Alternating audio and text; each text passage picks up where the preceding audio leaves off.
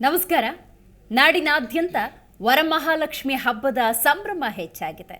ಸುಖ, ಸಮೃದ್ಧಿ, ನೆಮ್ಮದಿಯ ಪ್ರತೀಕವಾಗಿರುವಂತಹ ತಾಯಿ ವರಲಕ್ಷ್ಮಿಯ ಕೃಪೆಗೆ ಪಾತ್ರವಾಗುವುದಕ್ಕೆ ಭಕ್ತಾದಿಗಳು ವಿಶೇಷವಾಗಿ ಪೂಜೆ ಪುನಸ್ಕಾರಗಳಲ್ಲಿ ವರಮಹಾಲಕ್ಷ್ಮಿ ಹಬ್ಬದಂದು ತಲ್ಲೀನರಾಗ್ತಾರೆ. ಬೆಳಗ್ಗೆ ಎದ್ದು ಸ್ನಾನಾದಿಗಳನ್ನು ಮುಗಿಸಿ ಹೊಸ ಬಟ್ಟೆಯನ್ನು ತೊಟ್ಟು ಲಕ್ಷ್ಮಿಯ ಅಲಂಕಾರ ಮಾಡಿ, ತಾಯಿ ಸದಾಕಾಲ ನಿನ್ನ ಕೃಪೆ ನಮ್ಮ ಮೇಲಿರಲಿ ಅನ್ನುವಂತಹ ಈ ವರಮಹಾಲಕ್ಷ್ಮಿ ಹಬ್ಬದ ಸಂದರ್ಭದಲ್ಲಿ ಹಲವರು ಬೆಳಗ್ಗೆ ಪೂಜೆ ಮಾಡ್ತಾರೆ, ಇನ್ನು ಕೆಲವರು ಸಾಯಂಕಾಲದ ಸಮೀಪ ಪೂಜೆ ಮಾಡ್ತಾರೆ. ಜೊತೆಗೆ ಇದು ಹೆಂಗಳೆಯರ ಹಬ್ಬ. 4 ಮುತ್ತೈದೆಯರನ್ನು ಕರೆದು ಅವರಿಗೆ ಅರಿಶಿನ ಕುಂಕುಮ ಕೊಟ್ಟು ಅವರ ಆಶೀರ್ವಾದವನ್ನು ಕೂಡ ಪಡೆದುಕೊಳ್ತಾರೆ. ಹಾಗಾದರೆ ವರಮಹಾಲಕ್ಷ್ಮಿ ಹಬ್ಬ ಅಂದ್ರೇನು, ಯಾಕೆ ಆ ಮಹಾಲಕ್ಷ್ಮಿಯನ್ನು ನಾವು ಆರಾಧಿಸಬೇಕು ಮತ್ತು ಪೂಜಾ ವಿಧಿವಿಧಾನಗಳೇನು, ಇದೆಲ್ಲದರ ಬಗ್ಗೆ ಇವತ್ತಿನ ನಮ್ಮ ಕಾರ್ಯಕ್ರಮದಲ್ಲಿ ತಿಳ್ಕೊಳ್ಳೋಣ. ನಾನು ದಿವ್ಯಶ್ರೀ.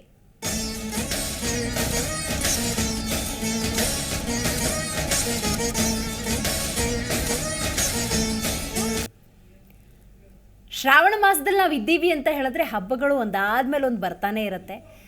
ಮನೆಗಳಲ್ಲಂತೂ ಹಬ್ಬದ ವಾತಾವರಣ ನಿರ್ಮಾಣ ಆಗಿರುತ್ತೆ. ಹೆಣ್ಣು ಮಕ್ಕಳಂತೂ ಪೂಜೆ ಪುನಸ್ಕಾರ, ಹಬ್ಬ, ಅಡುಗೆ ತಯಾರಿ ಇದರಲ್ಲಿ ತಲ್ಲೀನರಾಗಿರ್ತಾರೆ. ಆದರೆ ವರಮಹಾಲಕ್ಷ್ಮಿ ಅಂತ ಸಂದರ್ಭದಲ್ಲಿ ನಾನು ಆಗಲೇ ಹೇಳಿದಾಗೆ ಸಂಪತ್ತಿನ ಅಧಿದೇವತೆ. ಸಂಪತ್ತು ಅಂದರೆ ಕೇವಲ ಹಣ ಮಾತ್ರನ. ವರಮಹಾಲಕ್ಷ್ಮಿ ಅಂತ ಸಂದರ್ಭದಲ್ಲಿ ಸುಖ, ಶಾಂತಿ, ನೆಮ್ಮದಿ ಇದೆಲ್ಲವೂ ಕೂಡ ಬೇಕಾಗತ್ತೆ. ತಾಯಿಯ ಕೃಪೆ ಸದಾಕಾಲ ಇರಬೇಕು ಅಂದರೆ ನಾವೇನು ಮಾಡಬೇಕು, ಇದೆಲ್ಲದರ ಬಗ್ಗೆ ತಿಳಿಸ್ಕೊಡೋದಕ್ಕೆ ಇವತ್ತು ನಮ್ಮ ಕಾರ್ಯಕ್ರಮದಲ್ಲಿ ಆಗಮ ಪಂಡಿತರು ಹಾಗೂ ಜ್ಯೋತಿಷಿಗಳಾಗಿರುವಂತಹ ಡಾಕ್ಟರ್ ಮಂಜುನಾಥ್ ಭಟ್ ಅವರಿದ್ದಾರೆ. ಕಾರ್ಯಕ್ರಮಕ್ಕೆ ಸ್ವಾಗತ ನಿಮಗೆ.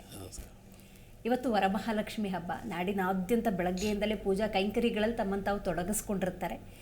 ನನಗೆ ಬರುವಂಥ ಪ್ರಶ್ನೆ ಅಂದರೆ, ತಾಯಿ ವರಲಕ್ಷ್ಮಿ, ಮಹಾಲಕ್ಷ್ಮಿ ಅಂತ ಏನು ಕರೆಸ್ಕೊಳ್ತಾಳೆ, ವರಮಹಾಲಕ್ಷ್ಮಿ ಅಂತ ಯಾಕೆ ಕರೀತಾರೆ ಅಂತ? ಒಳ್ಳೆ ಪ್ರಶ್ನೆಯನ್ನು ಕೇಳಿದ್ರಿ. ಹಸ್ತದ್ವಯನ ಕಮಲೆ ಧಾರಯಂತಿಂ ಸೋಲೀಲಯ ಹಾರನೂಪುರ ಸಂಯುಕ್ತಾಂ ಲಕ್ಷ್ಮೀಂ ದೇವಿಂ ವಿಚಿಂತೆಯೇತ್. ಲಕ್ಷ್ಮಿ ಎನ್ನುವಂಥದ್ದು ಬಹಳ ಮಹತ್ವವನ್ನು ಪಡೆದುಕೊಂಡಿದೆ. ಸಮಸ್ತ ಭೂಮಂಡಲದಲ್ಲಿ ಮಹಾಲಕ್ಷ್ಮಿ ಬಹಳ ವಿಶೇಷತೆ ಇದೆ. ಯಾಕೆ ಅಂತಂದರೆ ಸಂಪತ್ತು ಎನ್ನುವಂಥ ಒಂದು ಆಧಾರವನ್ನು ಕೂಡ ನಾವು ಲಕ್ಷ್ಮಿ ಅಂತ ಹೇಳ್ತೀವಿ. ಸುಖ, ಶಾಂತಿ, ನೆಮ್ಮದಿ ಇವೆಲ್ಲವೂ ಕೂಡ ಲಕ್ಷ್ಮಿ ಆಧಾರಿತ ಅಂತ ಹೇಳ್ತೀವಿ. ಸರ್ವ ಸಂಪತ್ತು ಕೂಡ ಲಕ್ಷ್ಮಿಯ ಒಂದು ಕಾರಣದಿಂದ, ಅವರ ಕೃಪೆಯಿಂದ ನಮಗೆಲ್ಲ ದೊರಕಬೇಕಾಗಿದೆ. ಹೀಗೆ ಇನ್ನೂ ವಿಶೇಷವಾಗಿ ಹೇಳ್ತಾರೆ ಅಷ್ಟಲಕ್ಷ್ಮಿ ಅಂತೇಳಿ. ಆದರೆ ಸಂತಾನ ಲಕ್ಷ್ಮಿ, ಸೌಭಾಗ್ಯ ಲಕ್ಷ್ಮಿ, ಧನಲಕ್ಷ್ಮಿ, ಧಾನ್ಯಲಕ್ಷ್ಮಿ ಇವೆಲ್ಲವೂ ಕೂಡ ಲಕ್ಷ್ಮಿ ಅಂತಂದರೆ ಸಂಪತ್ತು ಅಂತ ಅರ್ಥ. ಹೀಗೆ ಈ ವರಮಹಾಲಕ್ಷ್ಮಿ ಅನ್ನುವಂಥದ್ದು ಭಾಳ ವಿಶೇಷ. ಏಕೆಂದರೆ ಶ್ರಾವಣ ಮಾಸದಲ್ಲಿ ಬರತಕ್ಕಂತಹ ಶುಕ್ಲ ಪಕ್ಷದ ಕೊನೆ ಶುಕ್ರವಾರ ಅಂತ ಹೇಳಬೇಕು, ಇಲ್ಲ 2ನೇ ಶುಕ್ರವಾರ. ಆವತ್ತಿನ ದಿವಸ ಶ್ರಾವಣ ಮಾಸ ಶುಕ್ಲ ಪಕ್ಷದಲ್ಲಿ 2ನೇ ಶುಕ್ರವಾರ ನಾವು ಈ ಒಂದು ವರಮಹಾಲಕ್ಷ್ಮಿ ಆರಾಧನೆಯನ್ನು ಮಾಡ್ತಕ್ಕಂಥದ್ದು. ವರಮಹಾಲಕ್ಷ್ಮಿ ಅಂತಂದರೆ ಕೇಳಿದ್ದೆಲ್ಲವನ್ನು ಕೂಡ ಅನುಗ್ರಹ ಮಾಡುವಂಥದ್ದು. ಮತ್ತು ಕೇಳಿದ ಎಲ್ಲ ಸುಖ, ಸಂಪತ್ತು, ಶಾಂತಿ, ವಸ್ತು, ವಾಹನ, ಧನ, ಕನಕ, ಐಶ್ವರ್ಯ, ಆಭರಣ ಇವೆಲ್ಲಕ್ಕೂ ಕೂಡ ಲಕ್ಷ್ಮಿಯ ಪೂರ್ಣ ಅನುಗ್ರಹ ಇರಬೇಕಾಗ್ತದೆ. ಲಕ್ಷ್ಮಿ ಅಂತಂದರೆ ನಮ್ಮ ಒಂದು ಸುಖ, ಶಾಂತಿ, ನೆಮ್ಮದಿಗೆ ಮೂಲಭೂತವಾದ ಒಂದು ಶಕ್ತಿ ಮತ್ತು ಆ ಒಂದು ಸಾಧನ ಅಂತಲೂ ಕೂಡ ನಾವು ಚಿಂತನೆಯನ್ನು ಮಾಡಬೇಕು. ಹೀಗೆ ಲಕ್ಷ್ಮಿ ಅಂತಂದರೆ ಹಸ್ತದ್ವಯನ ಕಮಲೆ ಧಾರಯಂತಿಂ ಸ್ವಲೀಲಯ ಅಂದರೆ ಲಕ್ಷ್ಮೀ ಚಿಂತನೆಯನ್ನು ಯಾವ ರೀತಿ ಮಾಡಬೇಕು. ಹಸ್ತದ್ವಯನ ಕಮಲೆ, ಎರಡು ಹಸ್ತಗಳಲ್ಲಿ ಕಮಲವನ್ನು ಧಾರಣೆ ಮಾಡಿರ್ತಕ್ಕಂಥದ್ದು. ಅದೇ ರೀತಿ ಪದ್ಮಾಸನ ಸ್ಥಿತೇ ದೇವಿ ವರದೇ ಭಕ್ತವತ್ಸಲೆ ಅಂದರೆ ಭಕ್ತರ ಒಂದು ಅನುಕೂಲಕ್ಕಾಗಿ ವರದ ಅಂದರೆ ವರದ ಮತ್ತು ಅಭಯ ಅಂದರೆ ತೆಗೆದುಕೊಳ್ಳುವುದು ಮತ್ತು ಕೊಡುವುದು ಎರಡೂ ಇರ್ತದೆ. ಅಭಯಹಸ್ತ ಮತ್ತು ವರದ ಹಸ್ತ ಅಂತ ಹೇಳ್ತೀವಿ. ಆ 2 ಹಸ್ತಗಳಿಂದ ಕೂಡಿರ್ತಕ್ಕಂಥದ್ದು. ಮತ್ತು ಇಲ್ಲಿರ್ತಕ್ಕಂಥ ಭಕ್ತಾದಿಗಳಿಗೆಲ್ಲ ಅನುಗ್ರಹ ಮಾಡೋದಕ್ಕೆ ಅಂತೇಳಿ. ಇದಕ್ಕೆ ಪ್ರಾಚೀನ ಕಾಲದಲ್ಲಿ ವಿಶೇಷವಾಗಿರ್ತಕ್ಕಂಥ ಒಂದು ಕಥೆ ಇದೆ.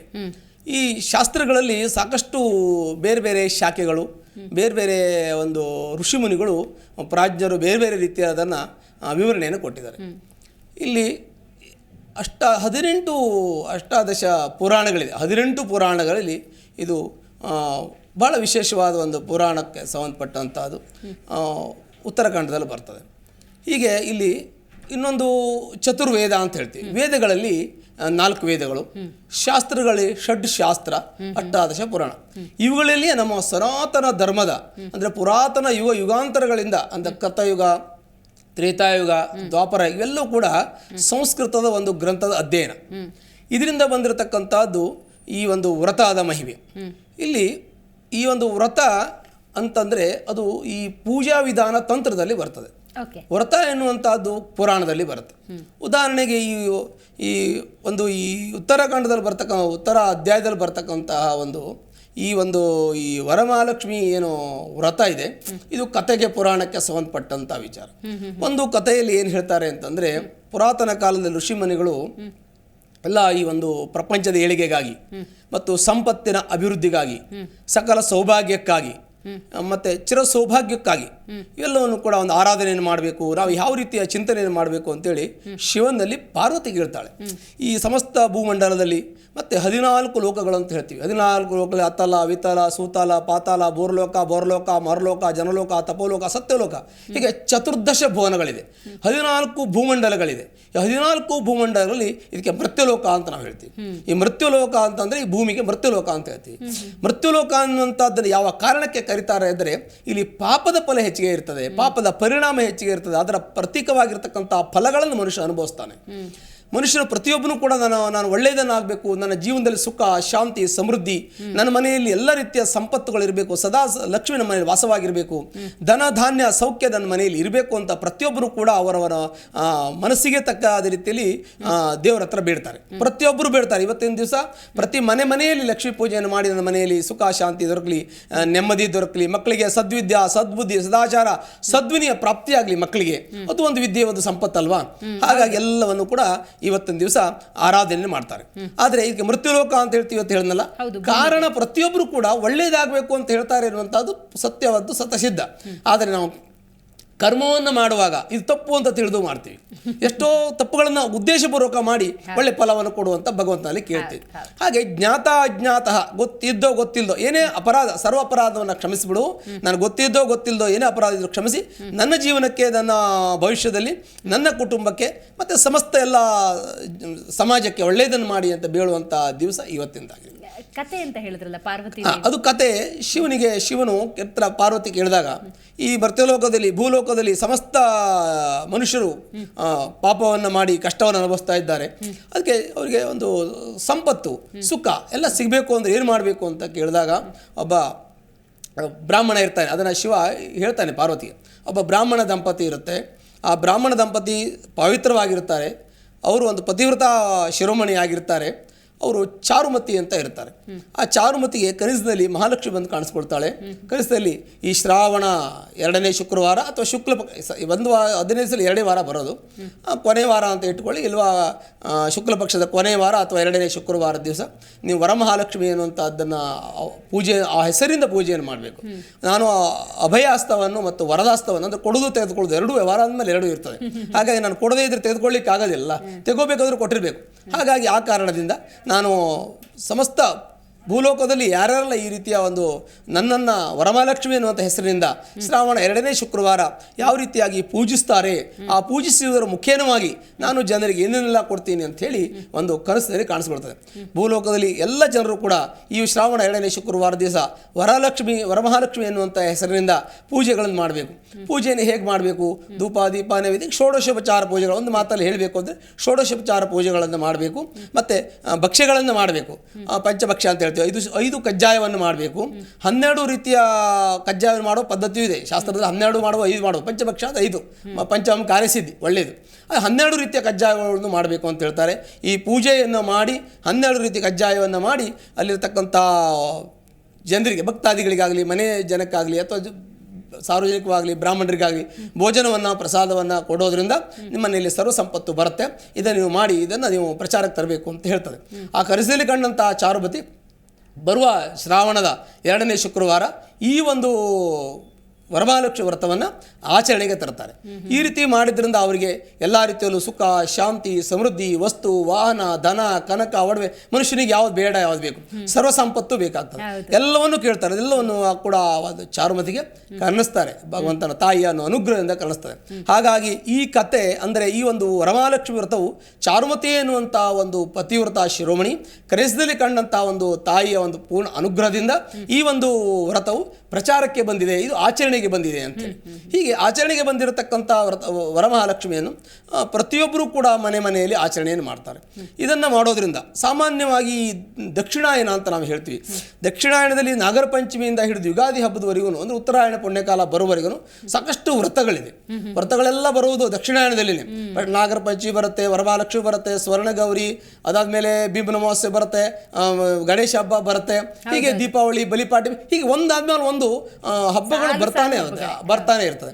ಈ ಸಾಲು ಹಬ್ಬಗಳು ದಕ್ಷಿಣಾಯನದಲ್ಲಿ ಯಾಕೆ ಬರ್ತದೆ ಅಂತಂದ್ರೆ, ಉತ್ತರಾಯಣದಲ್ಲಿ ಶುಭ ಕಾರ್ಯಗಳನ್ನು ಮಾಡಬೇಕು ಅಂತ ಹೇಳ್ತಾರೆ, ದಕ್ಷಿಣಾಯನದಲ್ಲಿ ಶಾಂತಿ ಕರ್ಮಗಳನ್ನು ಮತ್ತು ಬಲವರ್ಧನೆಗಳನ್ನು, ಅಂದ್ರೆ ಬಲವರ್ಧನೆ ಅಂದ್ರೆ ವರದ ಮತ್ತು ನಾವು ಹೋಮ ಪೂಜೆ ಶಾಂತಿಗಳನ್ನು ಮಾಡೋ ಬಲವರ್ಧನ ನಾಮಾಗ್ನಿ, ವರದೋ ನಾಮಾಗ್ನಿ ಅಂತ ಎರಡು ರೀತಿಯಲ್ಲಿ ಅಗ್ನಿಯನ್ನು ಸ್ಥಾಪನೆ ಮಾಡ್ತೀವಿ. ವರದ ಅಂತಂದ್ರೆ ನಮಗೆ ಒಂದು ಇದು ಈ ಟ್ರೀಟ್ಮೆಂಟ್ ಅಂತ ಹೇಳ್ತೀವಿ. ಯಾವುದೇ ಒಂದು ಕಷ್ಟಕ್ಕೆ ಪರಿಹಾರಕ್ಕೆ ನಾವು ವರದ ನಾಮಾಗ್ನಿ ಅದೊಂದು ಟ್ರೀಟ್ಮೆಂಟ್. ಯಾವುದೇ ಒಂದು ಟಾನಿಕ್ ತಗೊಳ್ಳೋಕೆ ನಾವು ಬಲವರ್ಧನ ನಾಮಾಗ್ನಿ, ಅದು ನಮಗೆ ಅವಶ್ಯಕತೆ ಇಲ್ಲ, ಏನು ಒಳ್ಳೇದಾಗಲಿ ಅಂತ ತಗೊಳ್ಳೋದು ಒಂದು ಬೇರೆ, ನಮಗೆ ಈ ಸಮಯಕ್ಕೆ ಈ ಕೆಲಸಕ್ಕೆ ಇದೇ ಆಗಬೇಕು ಅಂತ ನಾವು ನಿರ್ಣಯ ಮಾಡಿ ತೆಗೆದುಕೊಳ್ಳೋದು ಬೇರೆ. ಹೀಗೆ ಪರಿಹಾರ ಮತ್ತು ಅದರಲ್ಲಿ ಫಲ ಎರಡು ಕೂಡ ಇರುತ್ತೆ. ರೈಟ್. ಈಗ ವರಮಹಾಲಕ್ಷ್ಮಿ ಅಂದ ಸಂದರ್ಭದಲ್ಲಿ ಮುಹೂರ್ತಗಳನ್ನು ನೋಡಿಯೇ ಪೂಜೆ ಮಾಡೋದು ಉತ್ತಮವ ಅಂತ. ಯಾಕಂದರೆ ಕೆಲವೊಂದಷ್ಟು ಮಂದಿ ಮಹಿಳೆಯರು ಬೆಳಗ್ಗೆ ಎಲ್ಲ ಅಲಂಕಾರ ಮಾಡೋದು, ಏನು ದೇವಿಯನ್ನು ಸಿದ್ಧಪಡಿಸೋದು ಇಂಥದ್ದೆಲ್ಲ ಮಾಡ್ಕೊಂಡ್ಬಿಟ್ಟು ಸಾಯಂಕಾಲ ಪೂಜೆ ಮಾಡ್ತಾರೆ. ಇನ್ನು ಕೆಲವರು ಬೆಳಗಿನ ಜಾವೇ ಪೂಜೆ ಎಲ್ಲ ಮಾಡುವಂಥ ಪದ್ಧತಿ ಇರುತ್ತೆ. ಹಾಗಾಗಿ ಮುಹೂರ್ತ ನೋಡಬೇಕಾ, ಹೇಗೆ ಪೂಜೆ ಮಾಡೋದು, ಇದ್ರ ಬಗ್ಗೆ ತಿಳಿಸ್ಕೊಡ್ಬೋದು. ಈ ಶುಕ್ರವಾರ ಇವತ್ತು ಮಾಡಬೇಕು, ಇದು ಸಂಪತ್ತು ಬರತಕ್ಕಂಥ ಶುಕ್ರವಾರ, ಸಂಪತ್ತು ಮನೆಗೆ ಬರೋದಕ್ಕೆ ನಾವು ಮಾಡುವಂಥ ಪೂಜೆ. ಇದಕ್ಕೆ ಮುಹೂರ್ತ ಅನ್ನೋದು ಮುಖ್ಯ ಅಲ್ಲ. ಇಲ್ಲಿ ಶುಕ್ರವಾರ, ಎರಡನೇ ಶುಕ್ರವಾರ ಅಥವಾ ಶುಕ್ಲ ಪಕ್ಷದ ಕೊನೆಯ ಶುಕ್ರವಾರ ಅನ್ನುವಂಥ ಮುಖ್ಯ. ಈ ಶುಕ್ರವಾರವೇ ಶ್ರಾವಣ ಶುಕ್ರವಾರದ್ದು ಎರಡನೇ ಶುಕ್ರವಾರವೇ ಮಾಡಬೇಕು. ಇದಕ್ಕೆ ಮುಹೂರ್ತ ಅನ್ನೋದಂತೂ ಇರೋದಿಲ್ಲ, ಅದು ಶುಕ್ರವಾರ ದಿವಸ ಮಾಡಬೇಕು. ಇನ್ನು ಮುಹೂರ್ತವನ್ನು ನೋಡ್ಬೇಕಂತಂದ್ರೆ ಬೆಳಿಗ್ಗೆ ಬ್ರಾಹ್ಮಿ ಮುಹೂರ್ತ, ಮಧ್ಯಾಹ್ನ ಅಭಿಜಿನ್ ಮುಹೂರ್ತ, ಸಾಯಂಕಾಲ ಗೋಧೂಳಿ ಮುಹೂರ್ತ ಅಂತ ಹೇಳಿ. ಇದನ್ನು ಹೇಗೆ ನಾವು ನಿರ್ಣಯ ಮಾಡುವುದು, ಮುಹೂರ್ತವನ್ನು ನಿರ್ಣಯ ಮಾಡೋದು ಹೇಗೆ ಅಂದರೆ, ಸೂರ್ಯೋದಯ ಸಮಯದಲ್ಲಿ 6 ಗಂಟೆ 7:30ವರೆಗೆ ಬ್ರಾಹ್ಮಿ ಮುಹೂರ್ತ, 4:15 ಇರುತ್ತೆ. ಇದರಲ್ಲಿ 2 ವಿಧವಾದ ಮುಹೂರ್ತ ಇರುತ್ತೆ. ಸೂರ್ಯೋದಯ ಆಗುವಂಥದ್ದು ಸೂರ್ಯೋದಯಕ್ಕೆ ಒಂದು ಮುಹೂರ್ತ, ಮತ್ತೆ ಅರುಣೋದಯ ಅಂತ ಹೇಳ್ತೀವಿ. ಇದರಲ್ಲಿ 2 ವಿಧ ಇದೆ, ಅರುಣೋದಯ, ಸೂರ್ಯೋದಯ ಅಂತೇಳಿ. ಸಾಮಾನ್ಯ ಜನ ಗೊತ್ತಿಲ್ಲ, ಅರುಣೋದಯ ಅಂದ್ರೆ ಸೂರ್ಯೋದಯ ಅಂದ್ಕೊಂಡಿದ್ದಾರೆ, ಸೂರ್ಯೋದಯ ಅರುಣೋದಯ ಅಂದ್ಕೊಂಡಿದ್ದಾರೆ. ಅರುಣೋದಯ ಬೇರೆ, ಸೂರ್ಯೋದಯ ಬೇರೆ. ಸೂರ್ಯ ನಮಗೆ ಕಂಡ ಮೇಲೆ, ನಮ್ಮ ಕಣ್ಣಿಗೆ ದೃಷ್ಟಿಗೆ ಗೋಚರ ಆದ್ಮೇಲೆ ಅದು ಸೂರ್ಯೋದಯ. ಸೂರ್ಯ ಬರೋ ಮುಂಚೆ ಸ್ವಲ್ಪ ಬೆಳಕು ಬರುತ್ತೆ, ಹೊಳಪು ಬರುತ್ತೆ, ಲೈಟಾಗಿ ಸ್ವಲ್ಪ ಕತ್ತಲೆ ಹೋಗ್ತಾ ಇರುತ್ತೆ, ಅದು ಅರುಣೋದಯ. ಅದು ಬಹಳ ಪ್ರಶಸ್ತವಾದ ಮುಹೂರ್ತ. ಆ ಅರುಣೋದಯ ಕಾಲದಲ್ಲಿ ಮಾಡಿರ್ತಕ್ಕಂಥದ್ದು ಬಹಳ ಮಂತ್ರಸಿದ್ಧಿಗಾಗಲಿ ಪೂಜೆಗಾಗಲಿ ಪ್ರತಿಯೊಂದು ವಿಶೇಷವಾಗಿರ್ತಕ್ಕಂಥ ಫಲ ಸಿಗ್ತಕ್ಕಂಥದ್ದು, ಅದು ಬಹಳ ಶ್ರೇಷ್ಠ. ಸಾಯಂಕಾಲ ಯಾವಾಗ ಮಾಡ್ಬೋದು ಅದ್ರ ಬಗ್ಗೆ ನಾನು ತಿಳ್ಕೊಳ್ತೀನಿ. ಸೊ ನೋಡ್ತಾ ಇದ್ರಲ್ಲ ವೀಕ್ಷಕರೇ, ನಾಡಿನಾದ್ಯಂತ ವರಮಹಾಲಕ್ಷ್ಮಿ ಹಬ್ಬದ ಸಂಭ್ರಮ ಅನ್ನೋದು ಹೆಚ್ಚಾಗಿದೆ. ನೀವೆಲ್ಲರೂ ಕೂಡ ಮಹಾಲಕ್ಷ್ಮಿಯ ಕೃಪೆಗೆ ಪಾತ್ರ ಆಗೋದಕ್ಕೆ ನಿಮ್ಮದೇ ಆದ ರೀತಿಯಲ್ಲಿ ಒಂದಷ್ಟು ಪ್ರಾರ್ಥನೆಗಳನ್ನು, ಪೂಜೆಗಳನ್ನು ಸಲ್ಲಿಸ್ತಾ ಇರ್ತೀರಿ. ಮನೆಯಲ್ಲಿ ಪೂಜೆ ಮಾಡುವ ಸಂದರ್ಭದಲ್ಲಿ ಕೆಲವೊಂದು ಪದ್ಧತಿಗಳನ್ನು ನಾವು ಅನುಸರಿಸಲೇಬೇಕಾಗತ್ತೆ. ದೇವಾಲಯ ಅಂದಾಗ ಶುದ್ಧತೆ, ಸ್ವಚ್ಛತೆ, ಮೈಲಿಗೆ ಈ ಥರದ್ದೆಲ್ಲ ತೀರಾ ಸಹಜವಾಗಿ ಇದ್ದೇ ಇರುತ್ತೆ. ಮನೆಯಲ್ಲಿ ಲಕ್ಷ್ಮಿಯನ್ನು ಪೂಜಿಸೋದು ಅಂದ ಸಂದರ್ಭ ವರವಕುಡೆ ಮಹಾಲಕ್ಷ್ಮಿ ಕಾರ್ಯಕ್ರಮದಲ್ಲಿ ವರಮಹಾಲಕ್ಷ್ಮಿಯನ್ನು ಆರಾಧಿಸೋದು ಹೇಗೆ, ಆಕೆಯ ಕೃಪೆಗೆ ನಾವು ಪಾತ್ರರಾಗೋದು ಹೇಗೆ, ಇದರ ಬಗ್ಗೆ ನಾವು ಮಾತಾಡ್ತಾ ಇದ್ವಿ. ಮುಂಜಾನೆ ಪೂಜಾ ಕೈಂಕರ್ಯಗಳು ಅಂದ ಸಂದರ್ಭದಲ್ಲಿ ಹೇಗೆ ಮಾಡಬೇಕು ಅಂತ ತಿಳ್ಕೊಂಡ್ವಿ. ಇನ್ನು ಸಾಯಂಕಾಲ ಸಂಜೆ ಸಮಯದಲ್ಲಿ ಪೂಜಾ ಕೈಂಕರ್ಯಗಳು ಅಂದರೆ ಹೇಗೆ ಮಾಡ್ಕೋಬೇಕು ಗುರುಗಳೇ? ಗೋಧೂಳಿ ಮುಹೂರ್ತ ಅಂದರೆ ಇದು ಸಂಧ್ಯಾಕಾಲ ಅಂತಲೂ ಕೇಳ್ತೀವಿ, ಸಂಧ್ಯಾ ಅಂತ ಹೇಳ್ತೀವಿ. ಸಂಧಿ ಕಾಲಗಳಲ್ಲಿ ಪೂಜೆಗಳು ಬಹಳ ಶ್ರೇಷ್ಠ. ಸಂಧಿಸುವುದು ಸಂಧಿಕಾಲ ಅಂತಂದರೆ ಒಂದು ಹೋಗೋದು ಒಂದು ಬರೋದಕ್ಕೆ ಸಂಧಿ ಅಂತ ಶಾಸ್ತ್ರ ಹೇಳ್ತದೆ. ಅದರಲ್ಲಿ ಬೆಳಿಗ್ಗೆ ಬಂದು ಪ್ರಾತಃ ಸಂಧ್ಯಾ, ಮಧ್ಯಾಹ್ನ ಸಂಧ್ಯಾ, ಸಾಯಂ ಸಂಧ್ಯಾ. ಈ ಸಾಯಂಕಾಲ ಸಂಧ್ಯಾಕಾಲ ಅಂದರೆ ನಮಗೆ ಈ ಕತ್ತಲೆ ಜಸ್ಟ್ ಸೂರ್ಯಾಸ್ತ ಆಗ್ತಾ ಇರ್ತಾನೆ, ಆವಾಗ ಸ್ವಲ್ಪ ನಮಗೆ ಬಿಸಿಲಿನ ಪ್ರಭಾವ ಕಡಿಮೆಯಾಗಿ ತಣ್ಣನ ಗಾಳಿ ಬೀಸಿ ಅರ್ಧಮರ್ಧ ಬೆಳಕು ಇರುತ್ತೆ, ಅದು ಗೋಧೂಳಿ ಮುಹೂರ್ತ ಅಂತ ಹೇಳ್ತೀವಿ. ಆ ಮುಹೂರ್ತ ಬಹಳ ಶ್ರೇಷ್ಠವಾದ ಮುಹೂರ್ತ. ಆ ಮುಹೂರ್ತದಲ್ಲಿ ಮಾಡೋದು ಪೂಜೆ ಬಹಳ ಶ್ರೇಷ್ಠ. ಆದರೆ ಸಾಯಂಕಾಲ ಪೂಜೆ ಮಾಡುವವನಿಗೆ ಒಂದು ಕ್ರಮ ಇರುತ್ತೆ. ಸಾಯಂಕಾಲ ಪೂಜೆ ಮಾಡುವವರು ಬೆಳಗಿಂದ ಊಟ ತಿಂಡಿ ಮಾಡಲಿಕ್ಕಾಗೋದಿಲ್ಲ. ಯಾಕಂದ್ರೆ ಸಾಯಂಕಾಲ ಪೂಜೆ ಆದಮೇಲೆ ಊಟ ತಿಂಡಿಯನ್ನು ಮಾಡಬೇಕಾಗ್ತದೆ. ಅಂದರೆ ಉಪವಾಸ ಅಥವಾ ಫಲಹಾರಗಳನ್ನು ತೆಗೆದುಕೋಬೇಕಾಗ್ತದೆ. ಅವ್ರ ಆರೋಗ್ಯ ಕೆಟ್ಟವರಾಗಿದ್ದು ಫಲಹಾರ ತಗೋಬೋದು, ಆರೋಗ್ಯ ಸರಿಯಾಗಿದ್ದರೆ ಅವರು ಉಪವಾಸ ಇರೋದು ಒಳ್ಳೆಯದು, ಹೌದು, ತಿರ್ಸ್ಬೋದು ಅಂತ ಹೇಳ್ತೀವಿ. ಹೀಗೆ ಸಾಯಂಕಾಲ ಪೂಜೆ ಮಾಡುವವರು ಬೆಳಗಿಂದ ಉಪವಾಸ ಇದ್ದು ಪೂಜಾ ಕೈಂಕರ್ಯಗಳೆಲ್ಲ ಮುಗಿದ ಮೇಲೆ, ಧೂಪಾದೀಪ ನೈವೇದ್ಯಾದಿ ಕಾರ್ಯಕ್ರಮಗಳು ಮುಗಿದ ಮೇಲೆ, ಅದು ಕಥಾಶ್ರವಣಗಳ ಆದಮೇಲೆ ಅವರು ಊಟವನ್ನು ಮಾಡಬೇಕು. ಮತ್ತು ಬಂಧು ಬಾಂಧವರೆಲ್ಲ ಸೇರಿಕೊಂಡು ಅಥವಾ ಮನೆ ಜನರ ಸೇರಿಕೊಂಡು ಊಟವನ್ನು ಮಾಡುವಂಥದ್ದು. ಕೆಲವೊಂದು ಭಾಗದಲ್ಲಿ ಮಧ್ಯಾಹ್ನವೇ ಪೂಜೆ ಮಾಡ್ತಾರಲ್ಲ ಅಂತ ಅದು ಗೋಧೂಳಿ ಲಗ್ನಕ್ಕೆ ಬರುತ್ತಾ ಹೇಗೆ? ಇಲ್ಲ, ಗೋಧೂಳಿ ಅಂತ ಬರೋದಿಲ್ಲ. ಅದು ಅಭಿಜಿನ್ ಮುಹೂರ್ತ ಅಂತ ನಾವು ಹೇಳ್ತೀವಿ. ಗೋಧೂಳಿ ಅಂದರೆ ಸಾಯಂಕಾಲ, ಬೆಳಗ್ಗೆ ಒಂದು ಬ್ರಾಹ್ಮಿ ಮುಹೂರ್ತ, ಮಧ್ಯಾಹ್ನ ಅಭಿಜಿನ್ ಮುಹೂರ್ತ ಅಂತ ಹೇಳ್ತೀವಿ. ಅಭಿಜಿನ್ ಮುಹೂರ್ತವನ್ನು ಒಂದು ಕ್ಯಾಲ್ಕುಲೇಟ್ ಮಾಡ್ತೀವಿ. ಕ್ಯಾಲ್ಕುಲೇಟ್ ಹೆಂಗೆ ಅಂತಂದರೆ ಬೆಳಿಗ್ಗೆ 6 ಗಂಟೆ, ಸಾಯಂಕಾಲ 6 ಗಂಟೆ ಇದ್ದು ಮಧ್ಯಾಹ್ನ 12 ಗಂಟೆ ಮಧ್ಯ ಸಮಯ ಆಗ್ತದೆ. ಅಂದರೆ 12 ತಾಸು ಆಗಲು 12 ತಾಸು ರಾತ್ರಿ ಅಂತ ಅಪ್ರಾಕ್ಸಿಮೇಟ್ ನಾವು ತಗೊಂಡಾಗ. ಹಾಗೆ ನಾವು ಅವತ್ತಿನ ಸೂರ್ಯೋದಯ ಸೂರ್ಯಾಸ್ತಮಾನ ತೆಗೆದು ಮಧ್ಯದ ಸಮಯವನ್ನು ನಾವು 45 ನಿಮಿಷವನ್ನು ನಾವು 48 ನಿಮಿಷವನ್ನು ನಾವು ಇದಕ್ಕೆ ಗೋಧೂಳಿ ಇದು ಬ್ರಾಹ್ಮಿ ಮುಹೂರ್ತ, ಇದು ಅಭಿಜಿನ್ ಮುಹೂರ್ತ ಅಂತ ನಾವು ಹೇಳ್ತೀವಿ. ಈ ಅಭಿಜಿನ್ ಮುಹೂರ್ತ ಅಂತಂದರೆ ಮಧ್ಯಾಹ್ನ ಸಾಮಾನ್ಯವಾಗಿ ಆ ಟೈಮಲ್ಲಿ ಸೂರ್ಯನು 10ನೇ 11ನೇ ಮನೆಗೆ ಅಥವಾ 10ನೇ ಮನೆಗೆ ಬರ್ತಾನೆ. ಯಾವಾಗ ಸೂರ್ಯನು ಲಗ್ನಕ್ಕೆ 10ನೇ ಮನೆಗೆ ಬರ್ತಾನೆ ಅದು ಅಭಿಜಿನ್ ಮುಹೂರ್ತ ಆಗುತ್ತೆ. ಅದಕ್ಕೂ ಮುಹೂರ್ತಕ್ಕೆ ಬಹಳ ಮಹತ್ವ ಇದೆ. ಈ ಮುಹೂರ್ತ ಅನ್ನೋ ನಮ್ಮ ಹತ್ರ ಈ ಜ್ಯೋತಿಷ್ಯದಲ್ಲಾಗಲಿ, ಪರಿಹಾರದಲ್ಲಾಗಲಿ, ಧರ್ಮಶಾಸ್ತ್ರದಲ್ಲಾಗಲಿ, ಮಂತ್ರದಲ್ಲಾಗಲಿ, ಹೋಮದಲ್ಲಾಗಲಿ ನಮ್ಮ ಹತ್ರ 2 ಇನ್ಸ್ಟ್ರೂಮೆಂಟ್ ಮಾತ್ರ. ಒಂದು ಪರಿಹಾರ, ಇನ್ನೊಂದು ಮುಹೂರ್ತ. ಈ ಲಕ್ಷ್ಮೀ ಪೂಜೆ ಮಾಡುವಂಥ ಪರಿಹಾರ, ನಮ್ಮ ದೋಷ ಪರಿಹಾರ ಆಗಿ ನಮಗೆ ಸಂಪತ್ತು ಬರಲಿ ಅಂತ. ಮುಹೂರ್ತ ಬರೋದು ಅದನ್ನು ಸರಿ ಮಾಡೋದು. ಅದು 2 ಇನ್ಸ್ಟ್ರೂಮೆಂಟ್ ನಮ್ಮ ಧರ್ಮಶಾಸ್ತ್ರ, ಅದು 2 ಪರಿಹಾರ ಶಕ್ತಿ ಇರೋದು. ಒಂದು ಮುಹೂರ್ತಕ್ಕೆ ಭಯಂಕರವಾದಂಥ ಮಹತ್ವ ಇದೆ, ಇನ್ನು ಪರಿಹಾರಕ್ಕೆ ಅಷ್ಟೇ ಮಹತ್ವ ಇರ್ತದೆ. ಈಗ ಮಹಾಲಕ್ಷ್ಮಿ ಹಬ್ಬವನ್ನು ನಾವು ಮಾಡಬೇಕು, ತಾಯಿ ಕೃಪೆಗೆ ನಾವು ಪಾತ್ರ ಆಗಬೇಕು ಅಂತ ಹಲವರು ಆಸೆ ಪಡ್ತಾರೆ. ಬಟ್ ಪದ್ಧತಿಗಳ ಬಗ್ಗೆ ಬಹುತೇಕ ಕೆಲವೊಮ್ಮೆ ಅರಿವೇ ಇರೋದಿಲ್ಲ. ಹೇಗೋ ಒಂದು ಮಾಡಿಬಿಡೋಣ ಪೂಜೆ ಅನ್ನುವಂಥ ಧಾವಂತದಲ್ಲಿ ವ್ಯತ್ಯಾಸಗಳಾಗಬಾರ್ದು. ಹಾಗಾಗಿ ಪೂಜಾ ವಿಧಿವಿಧಾನ ಹೀಗೆ ಮಾಡಿದ್ರೆ ಸೂಕ್ತ ಅನ್ನೋದಾದ್ರೆ ಏನು ಅಂತ ಹೇಳ್ತೀವಿ? ಈಗ ಪೂಜೆ ಮಾಡೋದಕ್ಕೊಂದು ಕ್ರಮ ಇರುತ್ತೆ. ಈಗ ಅಡುಗೆ ಮಾಡೋಕ್ಕೆ ಕ್ರಮ ಇರ್ತದೋ, ಪದ್ಧತಿ ಇರ್ತದೋ, ಹಾಗೆ ಒಂದು ಪೂಜೆಗೂ ಒಂದು ಕ್ರಮ ಇರುತ್ತೆ. ಅಂದರೆ ಯಾವ ಸಮಯದಲ್ಲಿ ಮಾಡಬೇಕು, ಎಷ್ಟು ಮಾಡಬೇಕು, ಹೇಗೆ ಮಾಡಬೇಕು, ಅದಕ್ಕೊಂದು ಕ್ರಮ ಅಂತ ಇರುತ್ತೆ. ಈಗ ನಾವು ಈ ವರಮಹಾಲಕ್ಷ್ಮಿ ಪೂಜೆ ಮಾಡೋ ಕಲಶ ಅಂತ ಇಡಲೇಬೇಕಾಗತ್ತೆ. ಕಲಶಕ್ಕೆ ಬಹಳ ಮಹತ್ವ ಇದೆ. ಇನ್ನು ದೇವಸ್ಥಾನದಲ್ಲಾದರೆ ದೇವರ ಆರಾಧನಾ ವಿಗ್ರಹ, ಮೂಲ ವಿಗ್ರಹಗಳಿರ್ತದೆ, ಅಷ್ಟಬಂಧ ಹಾಕಂಥ ವಿಗ್ರಹಗಳಿರ್ತದೆ, ಅದಕ್ಕೂ ನೇರವಾಗಿ ಮಾಡ್ಬೋದು. ಆದರೆ ಈ ವ್ರತ ಎನ್ನುವಂಥದ್ದು ಪ್ರತಿ ವರ್ಷ ಬರೋದಕ್ಕೆ ವ್ರತ ಅಂತ ಹೇಳ್ತೀವಿ. ಇಲ್ಲಿ ವ್ರತಾಚರಣೆ ನೋಡಿ, ಈಗ ವರಮಹಾಲಕ್ಷ್ಮಿ ಪ್ರತಿ ವರ್ಷ ಶ್ರಾವಣ ಮಾಸದಲ್ಲಿ 2 ಶುಕ್ರವಾರ ಬರುತ್ತೆ. ಹಾಗೆ ಎಲ್ಲ ವ್ರತಗಳು, ಗೌರಿ ವ್ರತ, ಗಣೇಶನ ವ್ರತ, ಎಲ್ಲ ವ್ರತಗಳು ಅಂತಂದ್ರೆ ಪ್ರತಿ ವರ್ಷ ಬರತಕ್ಕಂಥದ್ದು ವ್ರತಗಳು. ಈಗ ಸತ್ಯನಾರಾಯಣ ವ್ರತ ಅಂತ ಹೇಳ್ತೀವಿ, ಪ್ರತಿ ವರ್ಷ ಬರೋದಿಲ್ಲ ಅಲ್ವಾ? ಅದು ಇಲ್ಲಿ ಸ್ವಲ್ಪ ಕನ್ಫ್ಯೂಷನ್ ಆಗ್ತದೆ. ಸತ್ಯನಾರಾಯಣ ವ್ರತ ಎನ್ನುವಂಥದ್ದು ನಿರಂತರ ಮಾಡ್ತಕ್ಕಂಥದ್ದು ವ್ರತ. ಅದು ಕೆಲವು ಹರಕೆ ಮಾಡ್ಕೊಂಡು ಮಾಡ್ತಾರೆ. ಸತ್ಯನಾರಾಯಣ ವ್ರತ ಎಲ್ಲ ಹರಕೆ ಮಾಡ್ಕೊಂಡು ಮಾಡ್ತಾರೆ. ಇದು ಹರಕೆ ಮಾಡ್ಕೊಂಡು ಮಾಡುವಂಥದ್ದು, ನಿಮ್ಮ ಪದ್ಧತಿ ಇದ್ರೆ ಮಾಡ್ತಕ್ಕಂಥದ್ದು. ಹೀಗೆ ಈ ಪದ್ಧತಿ ವ್ರತಾಚರಣೆ ಯಾವಾಗಲೂ ಪ್ರತಿ ವರ್ಷ, ಪ್ರತಿ ಆ ಮಾಸ ಪಕ್ಷದಲ್ಲಿ ತಿಥಿ ಎಂದು ಎಲ್ಲ ವ್ರತಗಳು ಬರುತ್ತೆ. ಅಂದ್ರೆ ಅದು ಕಂಟಿನ್ಯೂಷನ್ ಇರುತ್ತೆ, ಬಿಡೋ ಹಾಗಿಲ್ಲ. ಅದು ವ್ರತಾಚರಣೆ. ಹೀಗೆ ಈ ವ್ರತದ ಆಚರಣೆ ಮಾಡುವಾಗ ಇಲ್ಲಿಯ ಪದ್ಧತಿ ಪ್ರಕಾರ ಒಂದು ಕಲಶವನ್ನು ಇಡಬೇಕಾಗುತ್ತೆ. ಲಕ್ಷ್ಮೀ ಕಲಶವನ್ನು ಇಡಬೇಕು. ಕಲಶವನ್ನು ಹೇಗೆ ಇಡಬೇಕು? ಕೆಳಗಡೆ ಒಂದು ಪೀಠ ಹಾಕಬೇಕು. ರಂಗವಲ್ಲಿ ಯುತೆ ದೇಶ ಕದಳಿ ಸ್ತಂಭ ಮಂಡಿತೆ. ರಂಗವಲ್ಲಿ ಯುತೆ ದೇಶ ಅಂದ್ರೆ ಆ ಜಾಗದಲ್ಲಿ ರಂಗವಲ್ಲಿಯನ್ನು ಹಾಕಬೇಕು. ರಂಗವಲ್ಲಿ ಅಂತಂದ್ರೆ ಮಂಡಲ ಅಂತ ಹೇಳ್ತೀವಿ. ಅದಕ್ಕೆ ಅಷ್ಟದಳ ಮಂಡಲ ಹಾಕಬೇಕು. ಅಮ್ಮನವರಿಗೆ ಅಷ್ಟದಳ ಮಂಡಲವನ್ನು ಹಾಕಬೇಕು. ಮಂಡಲ ಅಂದ್ರೆ ಯಂತ್ರ ಬರೀಬೇಕು. ಈ ಕಲಿಯುಗದಲ್ಲಿ ಭೂಸ್ಪರ್ಶವನ್ನು ದೇವತೆಗಳು ಮಾಡೋದಿಲ್ಲ, ಯಂತ್ರದಲ್ಲಿ ದೇವರನ್ನ ನೋಡಬೇಕು ಅಂತ ಹೇಳ್ತೀವಿ. ಅದನ್ನು ರಂಗೋಲಿ ಅಂತ ನಾವು ಹೇಳ್ತೀವಿ. ಬಿಳೆ ಮಣ್ಣಿಂದ ಹಾಕಬೇಕು ಅಂತ ಇದೆ. ಕಲ್ಲಿನ ಪುಡಿ ಹಾಕೋ ಪದ್ಧತಿ ಇಲ್ಲ ಶಾಸ್ತ್ರ. ಅಂದ್ರೆ ಬಿಳೆ ಮಣ್ಣಿಂದ ಹಾಕಬೇಕು. ರಂಗವಲ್ಲಿ ಯುತೆ ದೇಶ ಕದಳಿ ಸ್ತಂಭ ಮಂಡಿತೆ. ಕದಳಿ ಸ್ತಂಭ ಅಂದ್ರೆ ನಾವು ಬಾಳೆ ಮರವನ್ನು ಮಂಡಿಸಬೇಕು ಅಂತ ಅಲಂಕಾರವನ್ನು ಮಾಡಬೇಕು. ಅದು ಮಾಡಿ ಕಲಶ ಇಡಬೇಕು. ಕಲಶ ಅಂತ ಅಕ್ಕಿ ಧಾನ್ಯವನ್ನು ಇಡಬೇಕು. ಧಾನ್ಯವನ್ನು ಇಡೋದು ದೇವರಿಗೆ ಒಂದು ಸೊಂಟ ಪ್ರಮಾಣವಾಗಿರ್ತಕ್ಕಂಥ ಶರೀರ ಉತ್ಪತ್ತಿ ಆಗ್ತದೆ ಅಂತ ಹೇಳ್ತೀವಿ. ಕಲಶವನ್ನು ಇಡಬೇಕು. ಕಲಶ ಇಟ್ಟಾಗ ಕಂಠ ಪ್ರಮಾಣವಾಗಿರೋ ಶರೀರ ಉತ್ಪತ್ತಿ ಆಗ್ತದೆ. ಅದರೊಳಗೆ ನೀರು ಹಾಕಿದಾಗ ದೇವರ ರಕ್ತ ಉತ್ಪತ್ತಿ ಆಗ್ತದೆ. ಕಲಶ ದಾರವನ್ನು ಸುತ್ತಿದಾಗ ಅದಕ್ಕೆ ನರಗಳು ಉತ್ಪತ್ತಿ ಆಗ್ತದೆ. ಅದರೊಳಗೆ ನೀರು ಹಾಕಿದಾಗ ರಕ್ತ ಉತ್ಪತ್ತಿ ಆಯ್ತು. ಅದಾದ್ಮೇಲೆ ಅದ್ರೊಳಗೆ ಚಿಲ್ಲರೆ ಕಾಯಿನ್ಸ್ ಬೆಳ್ಳಿದೋ ಯಾವುದೊಂದು ಹಾಕ್ತಿವಿ, ಇಲ್ಲ ವ್ಯಾವಹಾರಿಕ ನಾಣ್ಯವನ್ನು ಕೂಡ ಹಾಕ್ತಿವಿ. ಅದರೊಳಗೆ ಕಾಯಿನ್ಸ್ ಹಾಕಿದಾಗ ದೇವರಿಗೆ ಪ್ರಾಣಶಕ್ತಿ ಉತ್ಪತ್ತಿ ಆಗ್ತದೆ. ಅದರೊಳಗೆ ಮಾವಿನಲ್ಲಿ ಹಾಕಿದಾಗ ದೇವರಿಗೆ ರೋಮ ಉತ್ಪತ್ತಿ ಆಗ್ತದೆ. ತೆಂಗಿನಕಾಯಿ ಹಾಕಿದಾಗ ದೇವರಿಗೆ ತಲೆ ಉತ್ಪತ್ತಿ ಆಗ್ತದೆ. ಅದಕ್ಕೆ ವಸ್ತ್ರವನ್ನು ಒಂದು ವಸ್ತ್ರ ಹಾಕೋದು ವಸ್ತ್ರ ಉತ್ಪತ್ತಿ ಆಗ್ತದೆ. ಅದಕ್ಕೆ ಒಂದು ವಸ್ತ್ರ ಕೊಡೋದಿಲ್ಲ, ತಗೊಳ್ಳೋದಿಲ್ಲ. ಒಂದು ಉಪವಸ್ತ್ರ ಇನ್ನೊಂದು ವಸ್ತ್ರ ಕೊಡಲೇಬೇಕು ಅಂತ ಹೇಳ್ತೀವಿ. ಯಾರ್ಯಾರು ಕೊಟ್ಟರೆ ಒಂದು ಸೀರೆ ಜೊತೆಗೆ ಒಂದು ಬ್ಲೌಸ್ ಪೀಸ್ ಕೊಟ್ಟೆ ಕೊಡ್ತೀವಿ. ಒಂದು ಪಂಚೆ ಜೊತೆ ಒಂದು ಶಲ್ಯ ಕೊಟ್ಟೆ ಕೊಡ್ತೀವಿ. ಹೀಗೆ ಏಕವಸ್ತ್ರ ಕೊಡಬಾರ್ದು, ಅಂದ್ರೆ ಉಪವಸ್ತ್ರವನ್ನು ಕೊಡಬೇಕು. ಹೀಗೆ 2 ವಸ್ತ್ರವನ್ನು ಹಾಕಿದವರಿಗೆ ವಸ್ತ್ರ ಮತ್ತು ಚರ್ಮ ಉತ್ಪತ್ತಿ ಆಗ್ತದೆ. ಹೀಗೆ ವಿಶೇಷ ಅದಕ್ಕೆ ತೆಂಗಿನಕಾಯಿ 3 ಕಣ್ಣಿರುತ್ತೆ. ಅಂದರೆ ದೇವರಿಗೆ ಜ್ಞಾನದೃಷ್ಟಿ, ದೇವರಿಗೆ 2 ಕಣ್ಣು, ನಮ್ಗೆ 2 ಕಣ್ಣು, ದೇವರಿಗೆ 1 ಕಣ್ಣು ಜಾಸ್ತಿ ಜ್ಞಾನದೃಷ್ಟಿ. ಹೀಗೆ ವಿಶೇಷವಾಗಿರ್ತಕ್ಕಂಥ ಚೈತನ್ಯರು ಶಕ್ತಿಯನ್ನು, ಅಂದರೆ ಅದರ ದೇವತೆಗಳ ಶಕ್ತಿಯನ್ನು ಅದರಲ್ಲಿ ಮಂತ್ರಪೂರ್ವಕವಾಗಿ ನಾವು ಅದರಲ್ಲಿ ಪ್ರಾಣ ಪ್ರತಿಷ್ಠೆಯನ್ನು ಮಾಡ್ತಕ್ಕಂಥ ಆವಾಹನೆ ಅಂತ ಹೇಳ್ತೀವಿ. ಅದರಲ್ಲಿ ಅವಾಯಿತವ, ಸಂಸ್ಥಾಪಿತವ, ಸನ್ನಿಹಿತವ, ಅವಕುಂಠಿತವ, ಅಮೃತ ಸುಪ್ರಸಾದ ಕ್ಷಮಸ ಸಾನ್ನಿಧ್ಯ ಗುರು ಸಾನ್ನಿಧ್ಯ ಆಗಲಿ ಅಂತೇಳಿ, ಅವಾಯಿತ ಆಗಲಿ, ಎಲ್ಲ ದೇವತೆಗಳು ಆ ದೇವತೆಗಳ ಶಕ್ತಿ ಎನರ್ಜಿಯಲ್ಲಿ ಬರಲಿ ಅಂತೇಳಿ. ಮತ್ತು ಅದರಲ್ಲಿ ಮೂಲ ಮಂತ್ರಗಳಿಂದ ನಾವೇನು ಹೇಳ್ತೀವಿ, ಅದರಲ್ಲಿ ಮಂತ್ರ ಉಚ್ಚಾರಣೆಯಿಂದ, ಮೂಲ ಮಂತ್ರಗಳಿಂದ ಅದರ ಪ್ರಾಣ ಪ್ರತಿಷ್ಠೆ ಆಗ್ತದೆ. ಪ್ರಾಣ ಪ್ರತಿಷ್ಠೆ ಆದಾಗ ಹೇಗೆ ಅಂತಂದರೆ ಅದು ವಿಶೇಷವಾಗಿರ್ತಕ್ಕಂಥ ಚೈತನ್ಯ ಶಕ್ತಿ, ಒಂದು ವೈಬ್ರೇಷನ್, ಅಂದರೆ ಒಂದು ಶಕ್ತಿ ಅದರಲ್ಲಿ ಬಂದು ಉಳಿತುಕೊಳ್ಳುತ್ತದೆ. ದೇವರು ಹೆಂಗಿದ್ದಾನೆ ಅಂತ ಕೇಳಿದ್ರೆ ಯಾರು ನೋಡಿದವರು ಯಾರು ಇಲ್ಲ, ಇದಾನೆ ಅಂತ ಒಪ್ಪಬೇಕಾಗ್ತದೆ. ದೇವರು ಒಂದು ಅನುಭವ, ದೇವರು ಕಣ್ಣಿಗೆ ಕಾಣಿಸೋದಿಲ್ಲ. ಈಗ ನಿಮ್ಗೆ ಹಸಿವಾಗಿದೆ, ತೋರ್ಸಕ್ಕಾಗತ್ತಾ? ಆಗೋದಿಲ್ಲ. ಹಸಿವು ನಿಮ್ಮ ಅನುಭವ. ಹಾಗೆ ಅವರವ್ರಿಗೆ ದೇವರ ಅನುಭವ ಆಗ್ತದೆ. ಅವರವ್ರ ಭಕ್ತಿ ಪ್ರಧಾನವಾಗಿ ಏನು ಪೂಜೆ ಮಾಡ್ತಾರೆ, ಅವರಿಗೆ ಭಕ್ತಿಗೆ ತಕ್ಕನಾದ ರೀತಿಯಲ್ಲಿ ಭಗವಂತನ ಅವ್ರಿಗೆ ಅನುಗ್ರಹವನ್ನು ಮಾಡ್ತಾರೆ. ಆ ಅನುಗ್ರಹ ನಮ್ಮ ಅನುಭವವೇ ಹೊರತು ಅದು ನಿಮ್ಮ ಅನುಭವ ಆಗ್ಲಿಕ್ಕಿಲ್ಲ. ಹಾಗಾಗಿ ದೇವರು ಒಂದು ಅನುಭವ. ದೇವರು ಹೇಗಿದ್ದಾನೆ? ಸೂಕ್ಷ್ಮ ಶರೀರ, ಭೌತಿಕವಾಗಿರತಕ್ಕಂಥ ಶರೀರ ಅಲ್ಲ. ಸೂಕ್ಷ್ಮ ಶರೀರ ಅಂದ್ರೆ ಗೀತೆಯಲ್ಲಿ ಭಗವಂತ ಹೇಳ್ತಾನೆ, ಒಂದು ತಲೆ ಕೂದಲಿನ ತುದಿ 10,000 ಪಟ್ಟು ಚಿಕ್ಕದು ಸೂಕ್ಷ್ಮ ಶರೀರ, ಅದು ಭಗವಂತನ ಶರೀರ.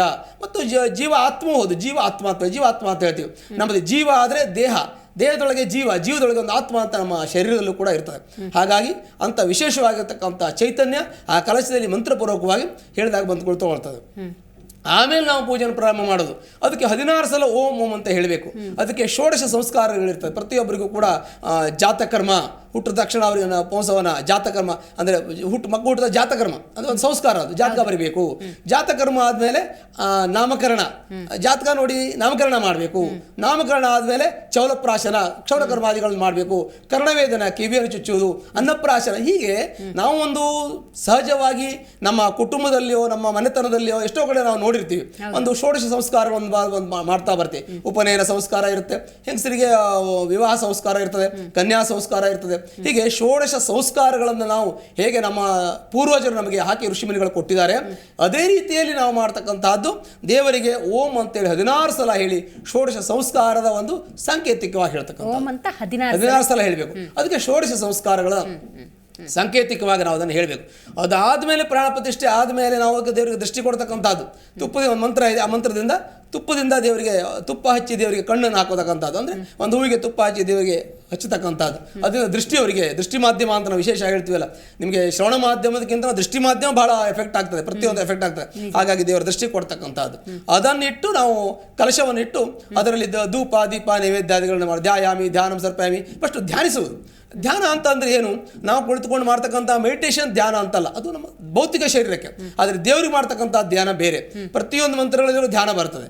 ಧ್ಯಾನ ಅಂದರೆ ಜ್ಞಾನ, ಜ್ಞಾನ ಅಂದರೆ ಜ್ಞಾಪಿಸಿಕೊಳ್ಳುವುದು. ಆ ದೇವರನ್ನು ಜ್ಞಾಪಿಸಿಕೊಳ್ಳುವುದಕ್ಕೆ ನಮ್ಮಲ್ಲಿ ಧ್ಯಾನ ಅಂತ ನಾವು ಹೇಳ್ತೀವಿ. ಕೆಲವೊಂದಷ್ಟು ಸೂಕ್ಷ್ಮಗಳಲ್ಲಿ ಋಷಿಮುನಿಗಳು ಅದನ್ನು ಸಾಂಕೇತಿಕವಾಗಿ ಹೇಳಿದ್ದಾರೆ. ಅದಕ್ಕೆ ಧ್ಯಾನ ಆದ್ಮೇಲೇನು? ಧ್ಯಾನ ಆವಾಹನ. ನಾವು ಯಾವುದೇ ಒಬ್ಬರನ್ನು ನಾವು ಕರಿಬೇಕು ಅಂತ ಫಸ್ಟ್ ಜ್ಞಾಪಿಸ್ಕೊಂಡು ಆದ್ಮೇಲೆ ಅವ್ರಿಗೆ ನಾವು ಹೇಳ್ತೀವಿ.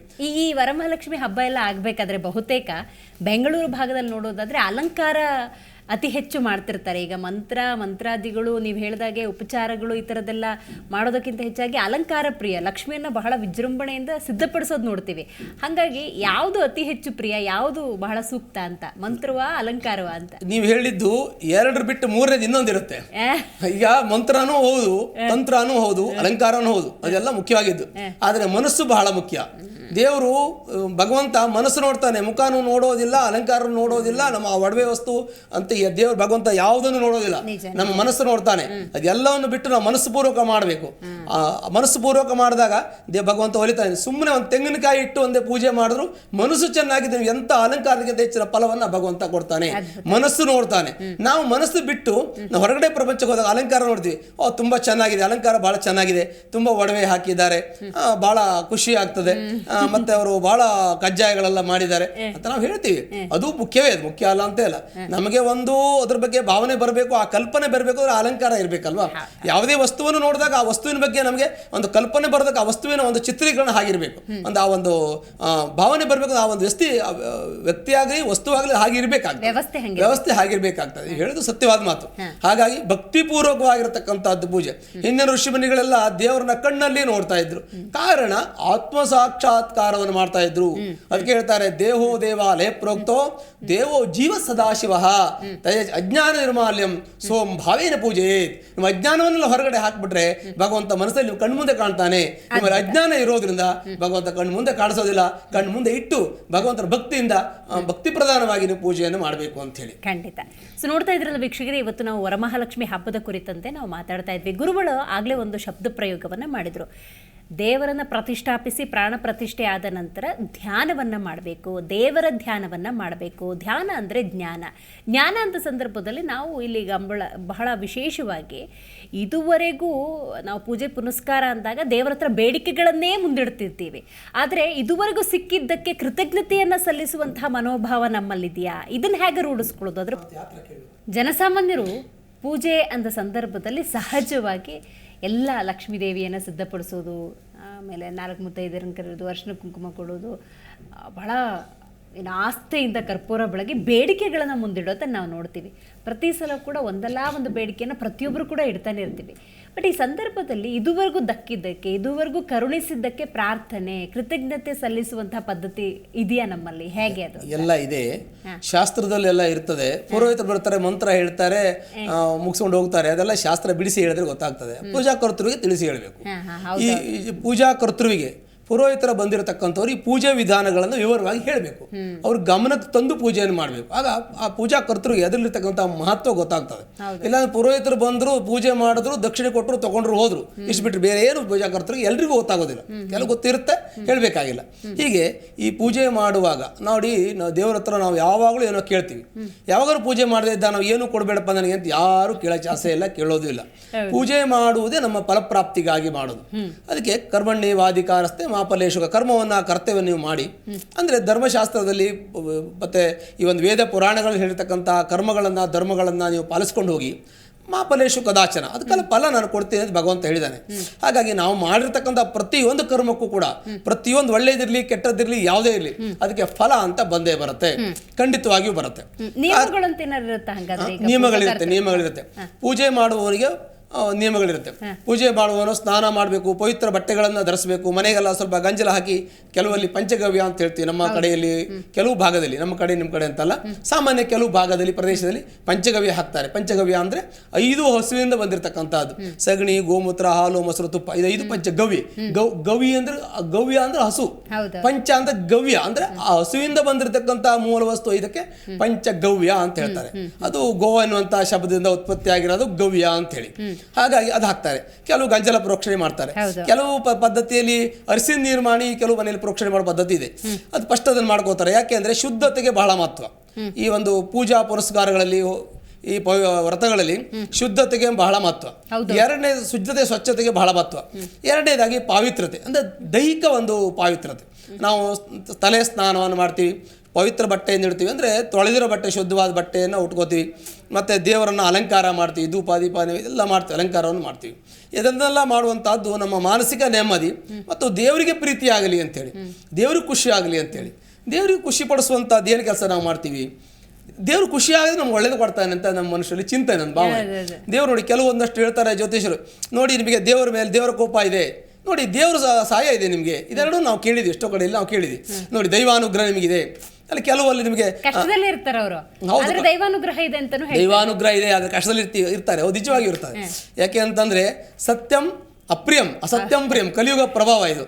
ಹಾಗೆ ಎಲ್ಲದೂ ಆಗತ್ತೆ ಅಂತಲ್ಲ, ಕೆಲವು ಸಮಯದಲ್ಲಿ ನಮಗಾಗಿ ಅನಿಸತ್ತೆ. ಹೀಗೆ ಇಂಥ ಒಂದು ದೈವಾನುಗ್ರಹ ಇದೆ ಅಂತೇಳಿ ಇದೆಲ್ಲ ಪೂಜೆ ಮಾಡುವುದು ನಮ್ಮ ಒಂದು ಸೌಭಾಗ್ಯ ಪ್ರಾಪ್ತಿಗಾಗಿ. ಸೌಭಾಗ್ಯ ಅಂತಂದ್ರೆ ಏನು? ನಾವು ಈ ಮುತ್ತೈದೆಯರಿಗೆ ನಾವು ಏನು ಕೊಡ್ತೀವಿ, ಅವರಿಗೆ ಅರಿಶಿನ, ಕುಂಕುಮ, ಬಳೆ, ವಸ್ತ್ರ, ಸೀರೆ, ತಾಂಬೂಲ, ಫಲ ಎಲ್ಲ ಕೊಡ್ತೀವಿ. ಯಾಕೆ? ಸೌಭಾಗ್ಯ ಪ್ರಾಪ್ತಿಗಾಗಿ ಕೊಡ್ತಕ್ಕಂಥದ್ದು. ಮುತ್ತೈದೆಯರಿಗೆ ಕೊಡಬೇಕು, ಚಿರ ಸೌಭಾಗ್ಯವತಿ ಆಗಿರಬೇಕು. ಆ ತಾಯಿ ಸೌಭಾಗ್ಯವತಿ ಆಗಿರಬೇಕು ಅಂದ್ರೆ ಏನಿರಬೇಕು ಅವ್ರಿಗೆ? ಮುಖ್ಯವಾಗಿ ಗಂಡನ ಆಯುಷ್ಯ ಚೆನ್ನಾಗಿರಬೇಕು. ಇಲ್ಲಿ ಇಲ್ಲಿ ಜ್ಯೋತಿಷ್ಶಾಸ್ತ್ರ ಆಯುರ್ದಾಯ ಅಂತ ಬರ್ತದೆ, ಆಯುಷ್ಯ ಪ್ರಮಾಣ ಅಂತ ಬರ್ತದೆ. ಅಲ್ಪಾಯುಷ್ಯ, ಮಧ್ಯಾಯುಷ್ಯ, ಪೂರ್ಣಾಯುಷ್ಯ ಇದೆಲ್ಲ ಅದು ಬೇರೆ ಸೆಕ್ಷನ್ ಇಲ್ಲ ಇದರಲ್ಲಿ.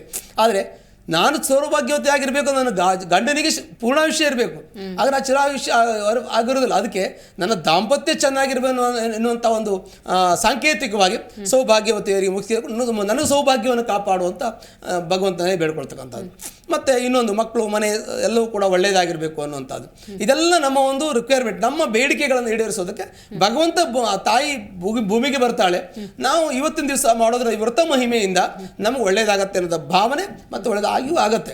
ಅವರು ನಾವು ಹೇಳ್ತೀವಿ ಯದ್ ಭಾವಂ ತದ್ಭವತಿ, ನಮ್ಮ ಭಾವನೆ ಹೇಗಿದೆ ಆ ರೀತಿಯಲ್ಲಿ ನಮ್ಮ ಫಲಪ್ರಾಪ್ತಿ ನಮಗಾಗ್ತದೆ.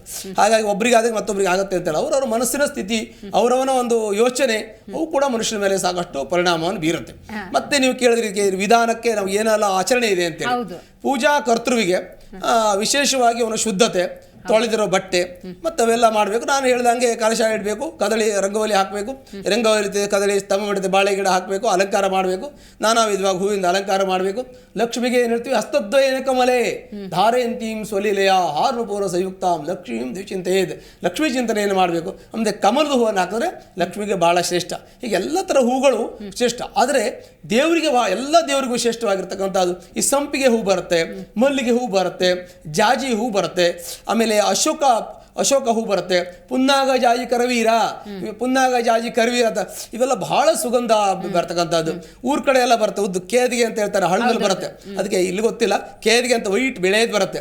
ಆ ಗಿಡಗಳಿಗೆ ನಾಗರಾವೆಲ್ಲ ಇರುತ್ತೆ, ನೀರು ಪಕ್ಕದಲ್ಲಿ ಇರುತ್ತದು, ಅದಕ್ಕೆ ನಾಗರಾವಲ್ಲ, ಅದು ಬಹಳ ಕೇದಿಗೆ ಗಂಧ ಬರುತ್ತೆ. ಅಂತಹ ಗಂಧ ಬರತಕ್ಕಂತಹ ಎಲ್ಲ ಒಳ್ಳೆ ಸುಗಂಧ ಬೀರತಕ್ಕಂತಹ ಹೂವನ್ನ ದೇವರಿಗೆ ಹಾಕೋದ್ರಿಂದ ಬೇಗ ದೇವರ ಆಕರ್ಷಣೆ ಆಗ್ತದೆ ಶಾಸ್ತ್ರ. ಅದಕ್ಕಾಗಿಯೇ ಕೆಲವೊಂದಷ್ಟು ಹೋಮಗಳಲ್ಲಿ ನೋಡಿ ಜೀರಿಗೆ ಹಾಕ್ತಾರೆ, ಜೀರಿಗೆ, ಬಿಳಿ ಸಾಸಿವೆ, ಲವಂಗ, ಯಾಲಕ್ಕಿಯಲ್ಲಿ ಹಾಕ್ತಾರೆ. ಕೆಲವು ಹೋಮಗಳು ಹಾಕ್ತಾರೆ, ಅದು ಕಲಾವೃದ್ಧಿಯಲ್ಲಿ ಹಾಕ್ತಾರೆ. ನೀವು ನೋಡಿದ್ರೆ ಗೊತ್ತಿರಬಹುದು. ಯಾಕೆ ಹಾಕ್ತಾರೆ ಅಂದ್ರೆ ಅಲ್ಲಿ ಸುಗಂಧ ಪ್ರಾಪ್ತಿ ಆಗಬೇಕು. ಎಲ್ಲಿ ಸುಗಂಧ ದ್ರವ್ಯಗಳನ್ನು ಹೆಚ್ಚಿಗೆ ಇಟ್ಕೋತೀರೋ ಆವಾಗ ದೇವರು ಬೇಗ ಆಕರ್ಷಣೆ ಆಗ್ತದೆ, ಬೇಗ ದೇವರ ಸಾನ್ನಿಧ್ಯ ಆಗ್ತದೆ. ಅಲ್ಲಿ ನೆಗೆಟಿವ್ ಎನರ್ಜಿ ಇರೋದಿಲ್ಲ, ನೆಗೆಟಿವ್ ಎನರ್ಜಿ ಇರೋದಿಲ್ಲ. ಒಂದು ಉದಾಹರಣೆಗೆ ಹೇಳ್ತೇವೆ, ದುರ್ಗಂಧ ಬಂದಾಗ ನಾವು ಗಂಧ ಕಡ್ಡಿ ಹಾಕ್ತಿವಿ, ಆ ದುರ್ಗಂಧ ಹೊರಟೋಗಿ ಗಂಧ ಹೆಸರು ಬರೋಕ್ಕೆ ಶುರು ಆಗ್ತದೆ, ಅದು ನಿಷ್ಕ್ರಿಯ ಆಗ್ತದೆ. ಯಾವುದು ನೆಗೆಟಿವ್ ಎನರ್ಜಿ ನಿಷ್ಕ್ರಿಯ ಆಗ್ತದೆ ಎನ್ನುವ ಕಾರಣಕ್ಕೆ ಆಗಂತ ಸುಗಂಧ ಇರತಕ್ಕಂಥ ಪುಷ್ಪ ಫಲಗಳನ್ನು ಇಡಬೇಕು. ಅದಾದ ಮೇಲೆ 12 ರೀತಿಯ ಕಜ್ಜಾಯವನ್ನು ಮಾಡಿ ಭೋಜನವನ್ನು ಮಾಡಿಸಬೇಕು. ಹಬ್ಬದ ದಿನ ಯಾರು ಬರೋದಿಲ್ಲ, ಅವ್ರ ಮೇಲೆ ಹಬ್ಬ ಇರುತ್ತೆ, ಅವ್ರ ಮನೆ ಕುಟುಂಬದ ಸಪಂಕ್ತಿ ಭೋಜನವನ್ನು ಅವರು ಮಾಡ್ಬೋದು.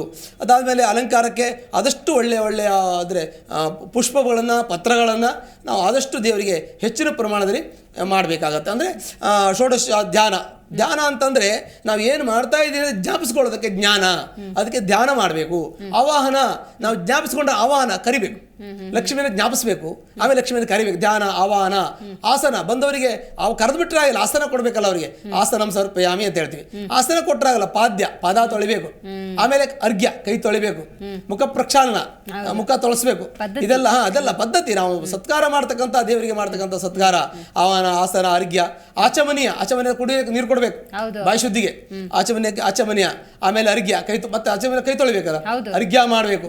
ಅದೆಲ್ಲ ಆದ್ಮೇಲೆ ದೇವರಿಗೆ ನಾವೇನು ಮಾಡ್ತೀವಿ, ಆಮೇಲೆ ನಾವು ಪಂಚಾಮೃತ ಮಾಡಿ. ಪಂಚಾಮೃತ ಅಂದರೆ ಕ್ಷೀರಂ ದಧಿ ಗದಂಚಯ ಮಧುಶರ್ಕರ ಯಾನ್ವಿತಂ, ಹಾಲು, ಮೊಸರು, ತುಪ್ಪ, ಜೇನುತುಪ್ಪ, ಸಕ್ಕರೆ, ಇದು ಪಂಚ ಅಮೃತ ಅಂತ ಹೇಳ್ತೀವಿ. ಈ ಪಂಚ ಅಮೃತವನ್ನು ದೇವರಿಗೆ ಅಭಿಷೇಕ ಮಾಡಬೇಕು. ಕಲಶಕ್ಕೆ ಇದ್ದರೆ ಪ್ರೋಕ್ಷಣೆ ಮಾಡ್ತಾರೆ, ವಿಗ್ರಹ ಇದ್ದರೆ ಅಭಿಷೇಕನ ಹಾಗೆ ಮಾಡ್ತಾರೆ. ಅಭಿಷೇಕ ಪಂಚಾಮೃತ ಆದ ಮೇಲೆ ಉಷ್ಣೋದಕ ಸ್ನಾನ ಮಾಡಬೇಕು. ವಿಗ್ರಹ ಆಗಿದ್ದಿದ್ರೆ ಉಷ್ಣೋದಕ ಅಂತಂದರೆ ಬಿಸಿ ನೀರಿನ ಸ್ನಾನ ದೇವರಿಗೆ ಮಾಡಬೇಕು, ಶಾಸ್ತ್ರ ಇದೆ. ಉಷ್ಣೋದಕ ಸ್ನಾನ ಮಾಡಬೇಕು ವಿಗ್ರಹ ಇದ್ದರೆ. ಇಲ್ಲ ನೀವು ಕಲಶ ಇದ್ದರೆ ನೀವು ಶುದ್ಧೋದಕ ಮಾಡ್ಬೋದು.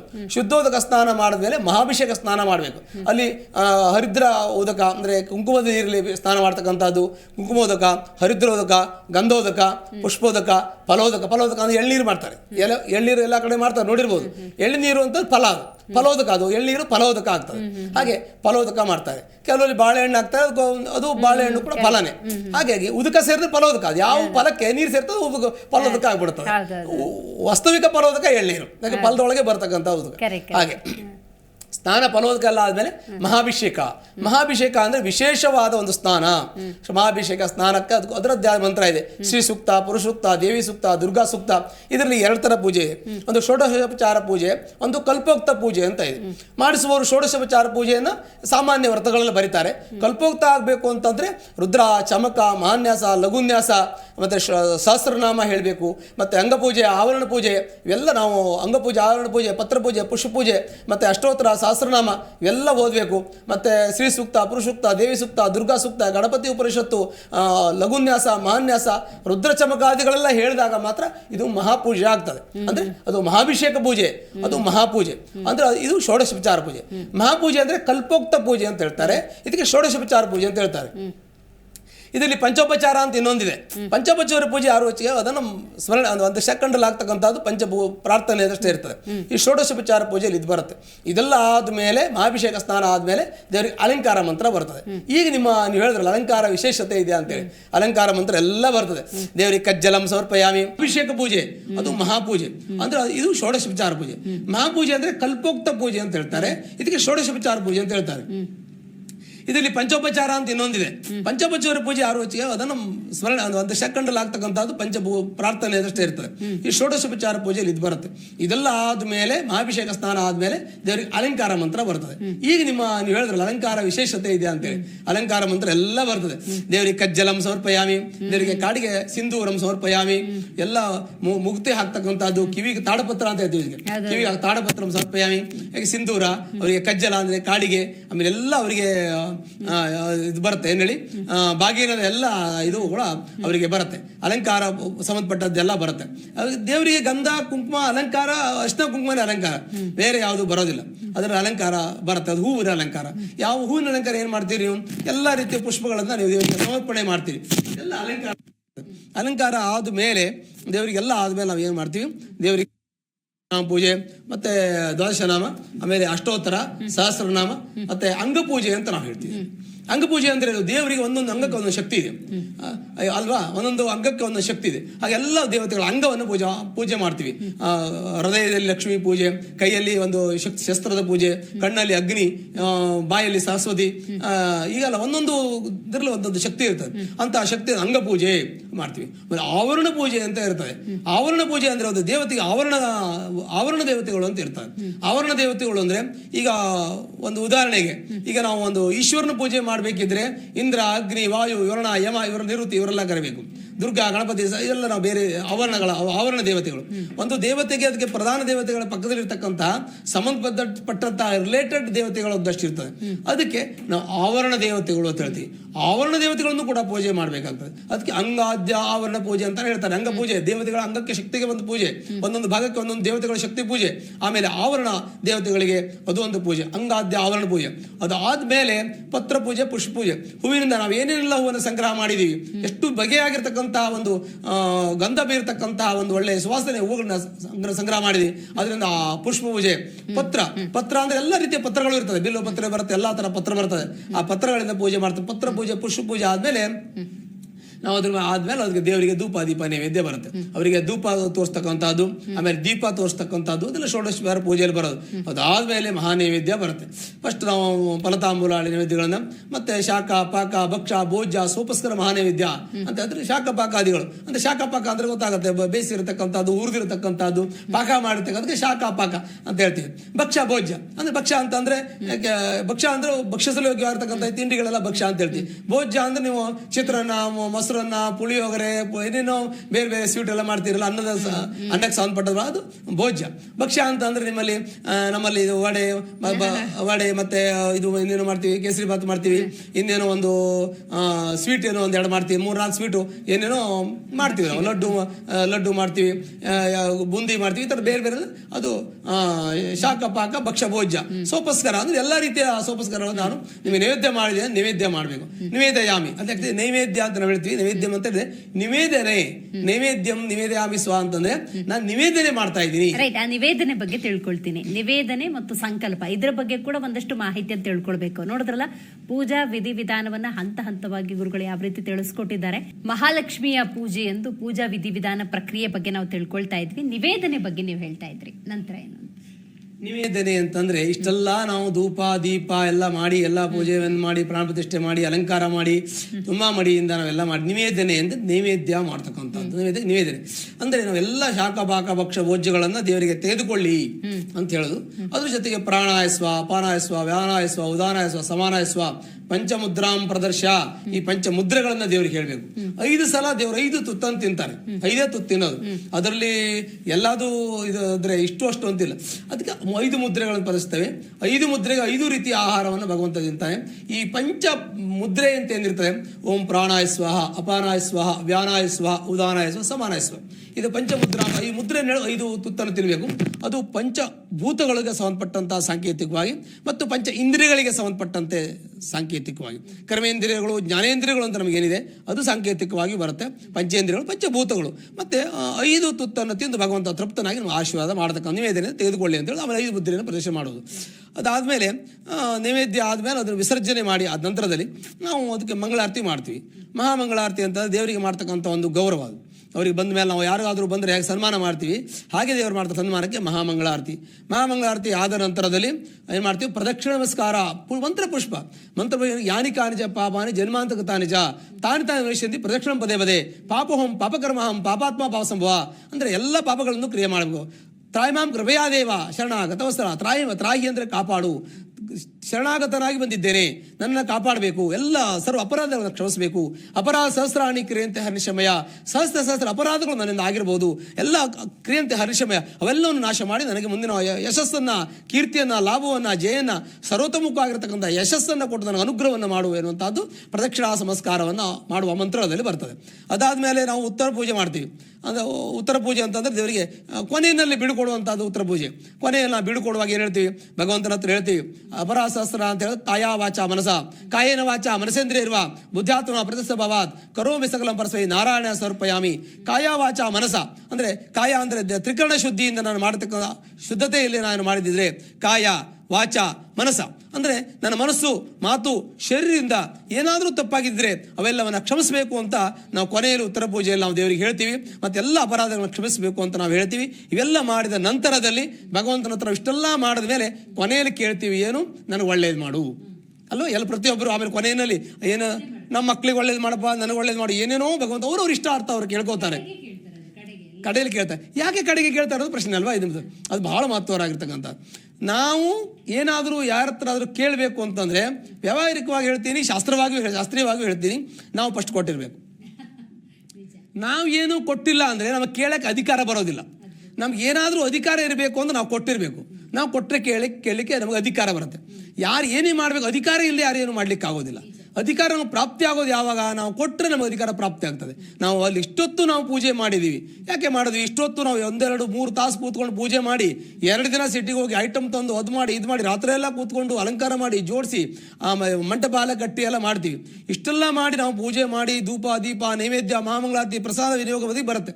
ಲಾಸ್ಟಲ್ಲಿ ನಾವು ಕೇಳ್ತೀವಿ ದೇವರ ಹತ್ರ. ಯಾಕೆ ಕೇಳ್ತೀವಿ, ದೇವರ ಹತ್ರ ಒಳ್ಳೇದು ಮಾಡುವಂತ ಕೇಳ್ತೀವಿ.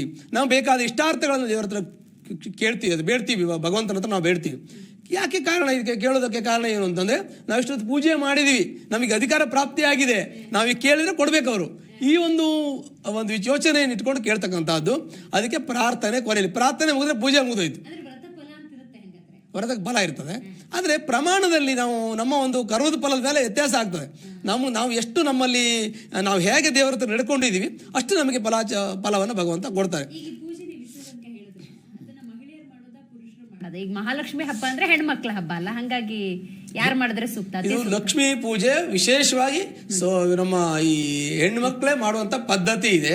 ಮತ್ತೆ ಗಂಡು ಮಕ್ಕಳು ಮಾಡಬಾರದು ಅನ್ನೋಂಥ ಶಾಸ್ತ್ರ ಇಲ್ಲ. ದಂಪತಿಗಳು ಕೂತ್ಕೊಂಡು ಮಾಡ್ತಾರೆ, ಹೆಣ್ಮಕ್ಳು ಕೂತ್ಕೊಂಡು ಮಾಡ್ತಾರೆ.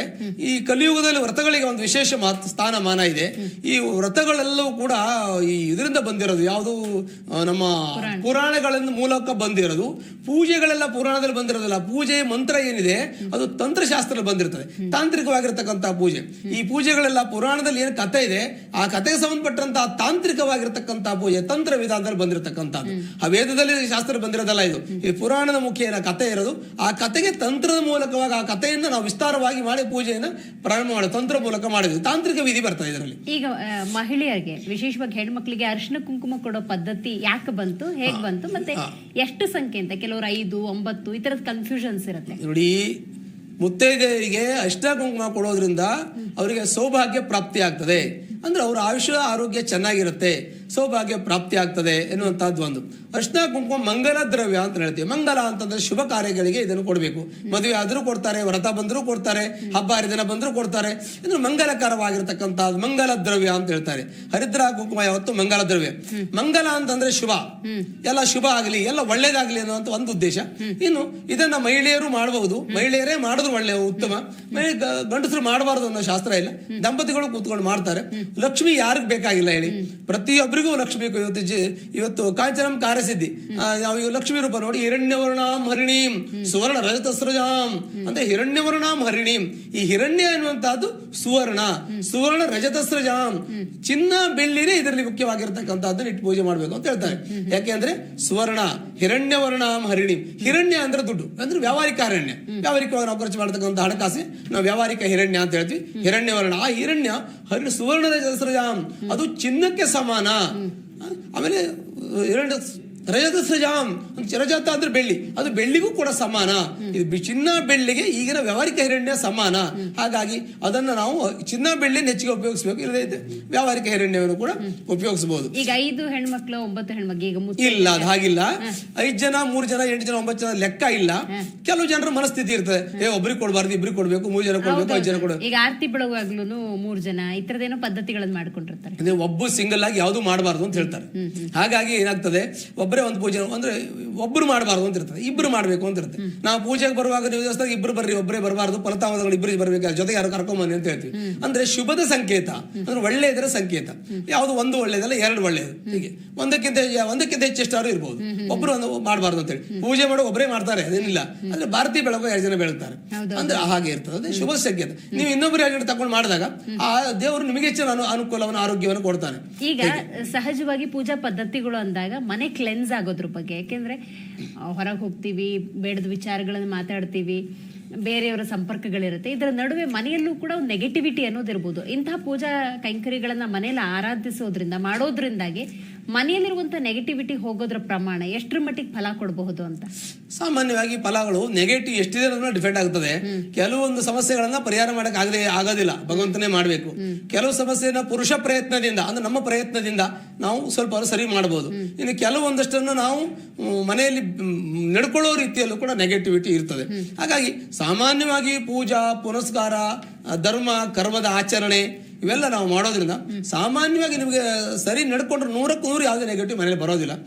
ಬರೋದಿಲ್ಲ ಅಂದ್ರೂ ತಾನಾಗೆ ಬರ್ತದೆ. ಕೆಲವೊಂದಷ್ಟು ನಾವು ಬೇಕು ಅಂತ ಯಾವುದು ಹೇಳೋದಿಲ್ಲ, ಆದ್ರೂ ಕೂಡ ಕೆಲವೊಂದಷ್ಟು ನೆಗೆಟಿವಿಟಿ ಬರುತ್ತೆ, ಎನರ್ಜಿ ಇದಾರುತ್ತೆ. ನೋಡಿ, ಧೂಪ ಹಚ್ಚೋದ್ರಿಂದ ಎಷ್ಟೋ ನಮಗೆ ರೋಗದ ಲಕ್ಷಣಗಳು, ಕೀಟಾಣುಗಳು ನಾಶ ಆಗ್ತದೆ. ಆಮೇಲೆ ಹೋಮದ ಹೊಗೆ ಮಾಡೋದ್ರಿಂದ ಮೆಡಿಕಲ್ ಅಸ್ಟ್ರಾಲಜಿಯಲ್ಲಿ ನಾವು ಹೇಳ್ತೀವಿ, ಹೋಮದಲ್ಲಿ ಹವಿಸ್ ಹಾಕ್ತಿವಿ, ಸಮಿದ, ಸೌದೆ, ಅರಳು, ಅನ್ನ ಏನೇನೋ ಒಂದಷ್ಟು ಹಾಕ್ತಿವಿ, ದ್ರವ್ಯ ಹಾಕ್ತಿವಿ. ಅದು ಅಗ್ನಿ ಜೀರ್ಣ ಆದಾಗ ಶಕ್ತಿ ಉತ್ಪತ್ತಿ ಆಗ್ತದೆ. ಆ ಶಕ್ತಿ ವಾಯುವಿನಲ್ಲಿ ಸೇರಿದಾಗ ಅಲ್ಲಿ ಆ ಹವಾಮಾನದ ಅಲ್ಲಿ ಇರ್ತಕ್ಕಂಥ ಹವೆಯಲ್ಲಿ ಏನೇ ಇದ್ರು ನೆಗೆಟಿವ್ ಇದ್ರು ಕೂಡ ಎನರ್ಜಿ ಇದರಲ್ಲಿ ಇರೋದಿಲ್ಲ, ಅದು ನಿಷ್ಕ್ರಿಯ ಆಗ್ತದೆ, ಅದು ಶುದ್ಧ ಆಗ್ತದೆ ಅನ್ನುವಂಥದ್ದು. ಈಗ ಶುಕ್ರವಾರ ಅಂದಾಗ ವಿಶೇಷವಾಗಿ ಲಕ್ಷ್ಮಿಯ ದಿನ ಅಂತಾನೆ ನಾವು ಕರಿತೀವಿ. ಅದು ಕೊಡೋ ದಿವಸ ಅಲ್ಲ, ತಗೊಳ್ಳೋ ದಿವಸ ಅನ್ನುವಂಥ ಮಾತಿದೆಯಲ್ಲ. ಈಗ ಹಣ ಬಂದ್ರು ಅದನ್ನ ಯಾವತ್ತು ಮನೆಯಲ್ಲಿ ಯಾರಿಗೂ ಕೊಡ್ಬೇಕಾದ್ರೂ ಶುಕ್ರವಾರ ಕೊಡಲ್ಲ, ಅದು ತಗೊಳ್ಳೋ ದಿವಸ ಅನ್ನುವಂಥ ಪದ್ಧತಿ ಯಾಕೆ ಬಂತು ಅಂತ? ಇಲ್ಲ, ಅದು ಪದ್ಧತಿ ಅವ್ರು ಮಾಡ್ಕೊಂಡಿರೋದು. ಶುಕ್ರವಾರ ಏನು ಕೊಡಬಾರ್ದು ಅಂತಲ್ಲ. ಈ ಶುಕ್ರವಾರ ಬಂದ್ರೆ ತರಕಾರಿ ದುಡ್ಡು ಕೊಟ್ಟು ತಗೋಬೇಕು, ಆಸ್ಪತ್ರೆ ಬಂದು ದುಡ್ಡು ಕೊಡ್ಬೇಕು, ಮೆಡಿಸಿನ್ ದುಡ್ಡು ಕೊಡ್ಬೇಕು. ಯಾರು ಸಾಲಗಾರ ಬಂದ್ರೆ ಶುಕ್ರವಾರ ಅಂತಾರೆ, ಅದು ಸಾಲಗಾರರಿಗೆ ಮಾತ್ರ ಸ್ಪೆಷಲ್ ಆಗಿರ್ತದೆ. ಅಂದ್ರೆ ತುಂಬಾ ಜನ ನೋಡ್ತೀವಿ ನಾವು, ಯಾರೋ ಕೇಬಲ್ ಅವರೋ ಪೇಪರ್ ಅವರೋ ಅವರ ಇರೋದು, ಶುಕ್ರವಾರಪ್ಪ ಇವತ್ತು ಕೊಡಲ್ಲ ಅಂತ ಹೇಳ್ತೀವಿ. ಯಾರೋ ಕೆಲಸ ಅವರು ಮಾಡಿದ್ರೆ ಶುಕ್ರವಾರಪ್ಪ ನಾಳೆ ಬಾ ಅಂತ ಹೇಳ್ತೀವಿ. ಅದೇ ಅರ್ಜೆಂಟ್ ಆಗಿ ಆಸ್ಪತ್ರೆಗೆ ಅಡ್ಮಿಟ್ ಆದ್ವಿ, ಆ ಮೆಡಿಸಿನ್ ತಂದೆ ಶುಕ್ರವಾರ ಸೋಮವಾರ ಮಂಗಳವಾರ ಏನು ನೋಡಲ್ಲ, ಅದು ತರಬೇಕು. ಅಂದ್ರೆ ಶುಕ್ರವಾರ ಲಕ್ಷ್ಮಿಯ ವಾರ, ಅವತ್ತು ಲಕ್ಷ್ಮಿಯನ್ನು ನಮ್ಮ ಮನೆಯಿಂದ ಕಳಿಸಬಾರದು, ಲಕ್ಷ್ಮಿ ನಮ್ಮ ಮನೆಗೆ ಬರಬೇಕು ಅನ್ನುವಂತ ಒಂದು ಚಿಂತನೆ ಅಷ್ಟೇ. ಅದು ಶಾಸ್ತ್ರ ಅಲ್ಲ, ಅದು ಚಿಂತನೆ, ನಮ್ಮ ಯೋಚನೆ. ಕೆಲವೊಬ್ರು ಹರಕೆ ಕಟ್ಕೊಳ್ತಾರೆ, ಅಂದ್ರೆ ಲಕ್ಷ್ಮೀ ವ್ರತ ಅಥವಾ ಪೂಜೆ ನಾನು ಈ ಸತಿ ಮಾಡಿದ್ದೀನಿ, ನಾನು ಅಂದ್ಕೊಂಡಂತ ಈ ಸಂಕಲ್ಪ ಈಡೇರ್ತು ಅಂದ್ರೆ ಪ್ರತಿ ವರ್ಷ ಮಾಡ್ತೀನಿ, ಈ ತರದೇನೇನೋ ಸಂಕಲ್ಪ. ಅದು ಹರಕೆ ಅಂತ, ವ್ರತಗಳನ್ನು ಹರಕೆ ಮಾಡ್ಕೋತಾರೆ. ಕೆಲವು ಜನಕ್ಕೆ ಕೆಲಸ ಆಗ್ತದೆ. ಈ ಕೆಲವೊಂದಷ್ಟು ಏನಾಗುತ್ತೆ, ಪೂಜೆ ಮಾಡಿದ್ರೆ ಕೆಲವು ಜನಕ್ಕೆ ಅವರ ಯದ್ಭಾವಂತದ್ಭಾವತೆ, ಅವ್ರ ಮನಸ್ಥಿತಿ ಸರಿ ಇದ್ದು, ಅವ್ರು ಮಾಡೋ ವಿಚಾರ ಸರಿ ಇದ್ದು, ಮತ್ತೆ ಅವ್ರಿಗೆ ದೇವ್ರು ಕೊಡ್ಬೇಕು ಕೊಡುವಂತ ಈಗ ಅಲಾಟ್ ಮಾಡ್ಬೋದು ಇವ್ರಿಗೆ ಅಂದ್ರೆ ಮಾಡ್ತಾನೆ. ಇಲ್ಲ ಸ್ವಲ್ಪ ಪ್ರಾಬ್ಲಮ್ ಇದೆ, ಕಾಂಪ್ಲಿಕೇಶನ್ ಇದೆ ಅಂದ್ರೆ ಕೆಲವು ಕೆಲಸ ಆಗೋದಿಲ್ಲ. ನೀವು ಪೂಜೆ ಮಾಡದೇ ಇದ್ರು ಪರವಾಗಿಲ್ಲ, ಈ ಕೆಲಸ ಆಗಲ್ಲ ಅಂತ ಹೇಳ್ತಾರೆ ಭಗವಂತ. ಕೆಲವು ಕೆಲಸ ನೀವು ಪೂಜೆ ಮಾಡಿ ಬಿಡಿ, ನಿಮ್ಮ ಹಳೆ ಪುಣ್ಯ ತುಂಬಾ ಇದೆ, ಇದನ್ನ ಮಾಡ್ಕೊಂಡು ಹೋಗಿರ್ತಾರೆ. ಭಗವಂತನ ಏನು ಕೊಡ್ತಾನೆ ಎಷ್ಟೊತ್ತಿಗೆ ಅಂತ ಯಾರಿಗೂ ಗೊತ್ತಿಲ್ಲ. ಇವತ್ತು ತೆಗಿದೀವಿ, ನಾಳೆ ಹೇಗಿರ್ತದೆ ಯಾರಿಗೂ ಗೊತ್ತಿಲ್ಲ. ಆತರ ಗೊತ್ತಿದ್ರೆ ಏನೇನೋ ಆಗ್ಬಿಡೋದು. ಹಾಗಾಗಿ ಭಗವಂತನ ಇಚ್ಛೆಗೆ ನಾವು ಏನ್ ಮಾಡ್ಬೇಕು, ಪ್ರಾರ್ಥನೆ ಮಾಡ್ಬೇಕು, ಭಗವಂತ ಒಳ್ಳೇದು ಮಾಡುವಂತ ಬೇಡಬೇಕು, ಒಳ್ಳೆ ಕೆಲಸ ಮಾಡ್ಬೇಕು, ಒಳ್ಳೆ ಯೋಚನೆ ಮಾಡ್ಬೇಕು, 4 ಜನಕ್ಕೆ ಸಹಾಯ ಮಾಡ್ಬೇಕು. ಅನ್ನ ನೀರು ಬಂದ್ರೆ ಮನೆಗೆ ಯಾರು ಇಲ್ಲ ಅಂತ ಹೇಳ್ಬಾರ್ದು. ಯಾವತ್ತೂ ಕೂಡ ಭಗವಂತನಿಗೆ ಅನ್ನ ನೀರು ಇಲ್ಲ ಅಂತ ಯಾರು ಬಂದ್ರು ಮನೆಗೆ ಅನ್ನ ನೀರು ಕೊಡುವಂತ ಶಕ್ತಿಯನ್ನ ನಮ್ಮ ಮನೆ, ಅದಕ್ಕೆ ಧನ ಧಾನ್ಯ ಅಂತ ಹೇಳುದು. ಧನ ಅಂದ್ರೆ ದುಡ್ಡು, ಧಾನ್ಯ ಅಂದ್ರೆ ಊಟಕ್ಕೂ. ದುಡ್ಡು ತಿನ್ಲಿಕ್ಕೆ ಆಗಲ್ಲ, ಧಾನ್ಯನೇ ಬೇಕಾಗ್ತದೆ. ಹಾಗಾಗಿ ಧನ ಧಾನ್ಯ ಸಂಪತ್ತನ್ನು ಕೊಡು, ಖರ್ಚಿಗೆ ದುಡ್ಡು, ತಿನ್ನೋಕೆ ಆಹಾರ, ಅನ್ನ ನೀರು ಇಷ್ಟು ಭಗವಂತ ಕೊಡು. ಯಾರು ಬಂದ್ರು ಕೂಡ ಅನ್ನ ನೀರು ಕೊಡುವಂತ ಶಕ್ತಿಯನ್ನು ಕೊಡು, 4 ಜನಕ್ಕೆ ಒಳ್ಳೇದು ಮಾಡುವಂತ ಬುದ್ಧಿಯನ್ನು ಕೊಡು. ಈ ರೀತಿಯ ಭಗವಂತ ಪಾಸಿಟಿವ್ ನಾವು ಬೇಡ್ಕೊಂಡ್ರೆ ಭಗವಂತ ನನಗೆ ಕೇಳಕ್ಕಿಂತ ಬೇರೆ ಕೇಳಿದ್ರೆ ಖಂಡಿತ ಒಳ್ಳೇದು ಮಾಡ್ತಾನೆ. ಖಂಡಿತ. ಈಗ ನೀವು ಇಷ್ಟು ತನಕ ಹೇಳಿದ್ರೆ ಆ ಪೂಜಾ ಪದ್ಧತಿ ಅಂದಾಗ ಸಹಜವಾಗಿ ಉಳ್ಳವರು ಮಾಡೋದಕ್ಕೆ ಸಾಧ್ಯವೇನು, ನಾವು ಬಡವರು, ನಮ್ಮ ಕೈಲಿ ಮಾಡೋಕ್ಕಾಗಲ್ಲ, ಗುರುಗಳು ಬೇರೆ ಈ ತರ ಪದ್ಧತಿಯಿಂದ ಮಾಡಕ್ ಹೇಳಿದ್ದಾರೆ ಅಂದಾಗ ಸಹಜವಾಗಿ ಬಡತನ ವರ್ಗದಲ್ಲಿದ್ದವರು ತಮಗೂ ಒಳ್ಳೇದಾಗ್ಬೇಕು ಅಂತ ಆಸೆ ಇರುತ್ತೆ, ಆದ್ರೆ ಕಷ್ಟ ಸಾಧ್ಯ, ಇಷ್ಟೆಲ್ಲ ಮಾಡಕ್ ಆಗುತ್ತಾ ಇಲ್ಲ ಅನ್ನೋರ್ಗೆ ಏನ್ ಸಲಹೆ ಕೊಡ್ತಾರೆ? ಏನು ದೊಡ್ಡ ದುಡ್ಡಿದ್ರೆ ದಾನ, ದುಡ್ಡಿಲ್ಲ ಸ್ನಾನ. ಅಂದ್ರೆ ಉದಾಹರಣೆಗೆ ಹೇಳ್ತೇನೆ, ಸ್ನಾನ ಮಾಡಿ ದೇವರ ಎದುರು ನಿಂತು ಕಣ್ಣು ಮುಚ್ಚಿ ಭಗವಂತ ಸ್ಮರಣೆ ಮಾಡಿದ್ರೆ ಸಾಕು. ಈ ವ್ರತ ಮಾಡಿದಷ್ಟೇ ಪುಣ್ಯ ಬರ್ತದೆ, ಅಷ್ಟು ಭಕ್ತಿಯಿಂದ ಮಾಡಬೇಕು. ಹಾಗೆ ಏನೂ ಇಲ್ಲ, ಒಂದು ಸುಮ್ಮನೆ ಒಂದು ದೇವರೊಂದು ತೆಂಗಿನಕಾಯಿ ಇಟ್ಟು ನೀವು ಪೂಜೆ ಮಾಡಿ, ಸುಮ್ಮನೆ ಒಂದು ಪೀಠದಲ್ಲಿ ಒಂದು ತೆಂಗಿನಕಾಯಿ ಇಟ್ಟು ಪೂಜೆ, ಮನೆ ಮೇಲೆ ಇಟ್ಟು ಒಂದು ತೆಂಗಿನಕಾಯಿ ರಂಗೋಲಿ ಹಾಕಿ ಒಂದು ತೆಂಗಿನಕಾಯಿ ಇಟ್ಟು ನೀವು ಪೂಜೆ ಮಾಡಿ, ಭಗವಂತ ಒಲಿತಾನೆ. ಅದಕ್ಕೆ ಮನಸ್ಸು ಪ್ರಧಾನ, ಸರ್ವೇಂದ್ರಿಯಾಣಂ ಶಿರ ಪ್ರಧಾನಂ, ಎಲ್ಲದಕ್ಕೂ ಮನಸ್ಸು ಪ್ರಧಾನ. ನಿಮ್ಮ ಮನಸ್ಸಲ್ಲಿ ಎಷ್ಟು ನಿಮಗೆ ಶುದ್ಧವಾಗಿದೆಯೋ, ಎಷ್ಟು ಪಾವಿತ್ರತೆ ಇದೆಯೋ, ಅಷ್ಟು ಭಗವಂತ ನಿಮ್ಗೆ ಹತ್ರ ಆಗ್ತಾನೆ, ತಾಯಿ ಹತ್ರ ಆಗ್ತಾಳೆ. ಹಾಗೆ ನೋಡಿ, ಒಂದು ಉದಾಹರಣೆಗೆ ಹೇಳ್ತೀನಿ, ಮಕ್ಕಳನ್ನ ನಾವು ಬೈದ್ರೆ ನಮ್ಮ ಹತ್ರ ಬರಲ್ಲ, ಚೆನ್ನಾಗಿ ಮಾತಾಡಿ ಬಂದು ಕಾಲ್ವಾಗ ಕೂತ್ಕೊಳ್ತಾರೆ. ನಾವು ಎಷ್ಟು ಪ್ರೀತಿ ಮಾಡ್ತೀವಿ ಅನ್ನೋದ್ರಿಗೆ, ಪ್ರೀತಿ ಮಾಡುವವರು ಯಾರು, ಮಾಡದೇ ಇರೋರು ಯಾರು, ಬೈಯೋರು ಯಾರು ಅಂತ ಚಿಕ್ಕ 2 ವರ್ಷ ಮಗು ಗೊತ್ತಾಗ್ತದೆ ಅಲ್ವಾ? ಹಾಗೆ ಭಗವಂತರು, ನಾವು ಎಷ್ಟು ಭಗವಂತನ ಆತ್ಮೀಯತೆಯಿಂದ, ಭಕ್ತಿಯಿಂದ, ಶ್ರದ್ಧೆಯಿಂದ ನಾವೇನು ಆರಾಧಿಸ್ತೀವಿ, ಭಗವಂತ ನಾವು ಅಷ್ಟು ಹತ್ರದಲ್ಲಿ ನಾವು ದೇವರನ್ನ ನೋಡ್ಬೋದು. ನಾವು ಭಗವಂತನ ಎಷ್ಟು ನಾವು ಗಮನಿಸೋದಿಲ್ವ, ಅಷ್ಟು ನಾವು ದೇವರನ್ನ ದೂರಿಂದ ನೋಡ್ಬೇಕು. ಹಾಗಂತ ದೇವರಿಲ್ಲ ಅಂತಲ್ಲ, ನಮಗೂ ದೇವರಿದ್ದಾನೆ, ಎಲ್ರಿಗೂ ದೇವರಿದ್ದಾನೆ. ದೇವರಿಲ್ಲದೆ ಪ್ರಪಂಚದಲ್ಲಿ ಏನೂ ಆಗೋದಿಲ್ಲ, ಪ್ರತಿಯೊಂದು ಕೂಡ ದೇವಾನುಗ್ರಹದಿಂದ ಆಗಬೇಕು. ಆದ್ರೆ ಬುದ್ಧಿ ಕರ್ಮಾನುಸಾರಣೆ ಅಂತ ಹೇಳ್ತಾರೆ. ಬುದ್ಧಿ ನಿಮ್ಮ ಕರ್ಮಾನುಸಾರ ಹಾಗೆ ನಾನು ಬುದ್ಧಿಯನ್ನು ಕೊಟ್ಟಿದ್ದೀನಿ. ಹಾಗಾಗಿ ನಿಮ್ಮ ಕರ್ಮದಲ್ಲಿ ದೇವರು ಅನ್ನೋಂಥದ್ದು ಇರುತ್ತೆ, ನನಗೆ ಇರಲ್ಲ. ಕೆಲವರು ಅವ್ರ ಭಾವನೆ, ಅವ್ರ ಭಕ್ತಿ, ಅವ್ರ ನಂಬಿಕೆ, ಇದು ಬುದ್ಧಿ ಕರ್ಮ. ನಿಮ್ಮ ಕರ್ಮಾನುಸಾರವಾಗಿ ಬುದ್ಧಿಯನ್ನು ಕೊಡ್ತೀನಿ. ಕರ್ಮಣ್ಯವಾಗಿ ಬುದ್ಧಿ ಕೊಟ್ಟಿದ್ದೀನಿ, ಉಪಯೋಗಿಸ್ಕೊಳ್ಳಿ. ಒಳ್ಳೇದು ಉಪಯೋಗಿಸೋದು ನಿಮಗೆ, ಕೆಟ್ಟದ್ದು ಉಪಯೋಗಿಸ್ಕೊಂಡ್ರು ನಿಮಗೆ. ದೇವ್ರು ಬುದ್ಧಿ ಹಾಕೊಟ್ಟಿದ್ದಾರೆ. 84 ಲಕ್ಷ ಜೀವ ಜಂತುಗಳಲ್ಲಿ ಜಂತೂನಾಂ ನರಜನ್ಮ ದುರ್ಲಭಂ.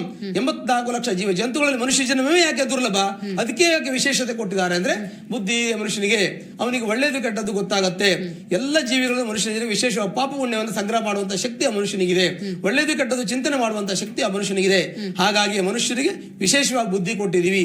ಬುದ್ಧಿ ನಿಮ್ಗೆ ಕೊಟ್ಟಿದೀವಿ, ಏನಾದ್ರೂ ಮಾಡಿ, ಒಳ್ಳೇದು ಮಾಡ್ತೀರಾ, ಕೆಟ್ಟದ್ದು ಮಾಡ್ತೀರಾ, ಫಲ ನಿಮಗಂತೂ ಗ್ಯಾರಂಟಿ ಬರ್ತದೆ ಅಂತ ಹೇಳಿ ಭಗವಂತ ಹೇಳ್ತಾನೆ. ಈಗ ಯಾವುದೇ ಆಗಲಿ, ಭಗವಂತ ಅಂದ್ರೆ ತಾಯಿ ಆಗಿರ್ಲಿ, ತಂದೆ ಆಗಿರ್ಲಿ, ಯಾರೇ ಆಗಿರ್ಲಿ, ಲಕ್ಷ್ಮಿ ಆಗಿರ್ಲಿ, ಸರಸ್ವತಿ ಆಗಿರ್ಲಿ, ದುರ್ಗಿ ಆಗಿರ್ಲಿ, ಶಿವ ಆಗಿರ್ಲಿ, ವಿಷ್ಣು ಆಗಿರ್ಲಿ, ಗಣೇಶನೇ ಆಗಿರ್ಲಿ, ಯಾವುದೇ ದೇವತೆಗಳಾದ್ರೂ ಕೂಡ ಅವರು ನಮ್ಮ ತಂದೆ ತಾಯಿಗಳು ಅಲ್ವಾ? ಯಾಕೆಂದ್ರೆ ನಮ್ಮ ಭೂಮಿ, ಜಗತ್ತು, ಪಂಚಭೂತಗಳು ಎಲ್ಲ ಸೃಷ್ಟಿ ಮಾಡಿದ್ದು. ಈಗ ನಿಂತ್ಕೊಂಡ್ರೆ ಭೂಮಿ ಯಾರು? ದೇವರ ಆಸ್ತಿ. ನಾವು ಬರುವಾಗ ಏನೋ ತರಲಿಲ್ಲ, ನಾವು ನಂಬಲೇಬೇಕು ದೇವ್ರನ್ನ ಅಲ್ವಾ? ಈಗ ಉಸಿರಾಡೋ ಗಾಳಿ ದೇವರ ಆಸ್ತಿ, ಕುಡಿಯೋ ನೀರು ದೇವರ ಆಸ್ತಿ. ನಾವು ಬರುವಾಗ ಏನ್ ತಂದ್ವಿ? ಇದನ್ನ ನಾವು ಸೃಷ್ಟಿ ಮಾಡಕ್ಕಾಗತ್ತಾ? ಆಗಲ್ಲ. ಇದು ಪಂಚಭೂತಗಳಲ್ಲಿ ತಾನಾಗಿಯೇ ಗ್ರಹಗಳ ಮುಖಾಂತರ ಸೃಷ್ಟಿ ಆಗತಕ್ಕಂಥದ್ದು, ಇದು ಸೃಷ್ಟಿ ನಿಯಮದ ಪ್ರಕಾರ ಬರತಕ್ಕಂಥದ್ದು. ಹಾಗಾಗಿ ಇದನ್ನ ನಾವು ಚೇಂಜ್ ಮಾಡ್ಲಿಕ್ಕೆ ಬರೋದಿಲ್ಲ. ಇದನ್ನ ಹಾಳು ಮಾಡಬಹುದು, ಒಟ್ಟು ಚೇಂಜ್ ಮಾಡ್ಲಿಕ್ಕೆ ಆಗಲ್ಲ. ನಾವು ಮರ ಕಡಿದ್ರೆ ಮಳೆ ಬರಲ್ಲ. ಈ ತರದ್ದು ಸಣ್ಣ ಪುಟ್ಟ ವ್ಯತ್ಯಾಸವನ್ನ ಪ್ರಕೃತಿಗೆ ಸಹಜವಾಗಿ ಬೇರೆ ಮಾಡಿಸಬಹುದೇ ಹೊರತು ನಾವು ಅದನ್ನು ಚೇಂಜ್ ಮಾಡ್ಲಿಕ್ಕೆ ಆಗೋದಿಲ್ಲ. ಹಾಗಾಗಿ ಭಗವಂತನ ಸಂಪೂರ್ಣವಾಗಿ ಪರಿಪೂರ್ಣವಾಗಿ ಭಗವಂತನ ನಂಬಿದ್ರೆ, ಅದಲ್ಲ ಲಕ್ಷ್ಮಿಯನ್ನ ನಂಬಿದ್ರೆ ಸರ್ವ ಸಂಪತ್ತು ಅವ್ರ ಮನೆಗೆ ಬರ್ತದೆ. ಯಾವುದೇ ರೀತಿಯಲ್ಲಿ ಭಗವಂತ ಮನಸ್ಸು ಪೂರ್ವಕವಾಗಿ ನೀವು ಏನ್ ಮಾಡಿದ್ರು ದೇವ್ರಿಲ್ಲ ಅಂತ ಹೇಳೋದಿಲ್ಲ. ದೇವ್ರು ಯಾರಿಗೂ ಕೆಟ್ಟದ್ದು ಮಾಡೋದಿಲ್ಲ, ಖಂಡಿತ ಒಳ್ಳೇದು ಮಾಡ್ತಾನೆ. ರೈಟ್. ಇವತ್ತಿನ ಕಾರ್ಯಕ್ರಮದಲ್ಲಿ ನೀವು ಭಾಗಿಯಾಗಿ ವರಮಹಾಲಕ್ಷ್ಮಿ ಹಬ್ಬ ಅಂದ್ರೇನು, ಅದರ ಮಹತ್ವ ಏನು, ಹೇಗೆ ಮಾಡ್ಬೇಕು ಅಂತ ತಿಳಿಸ್ಕೊಟ್ರಿ. ಧನ್ಯವಾದ ನಿಮ್ಗೆ.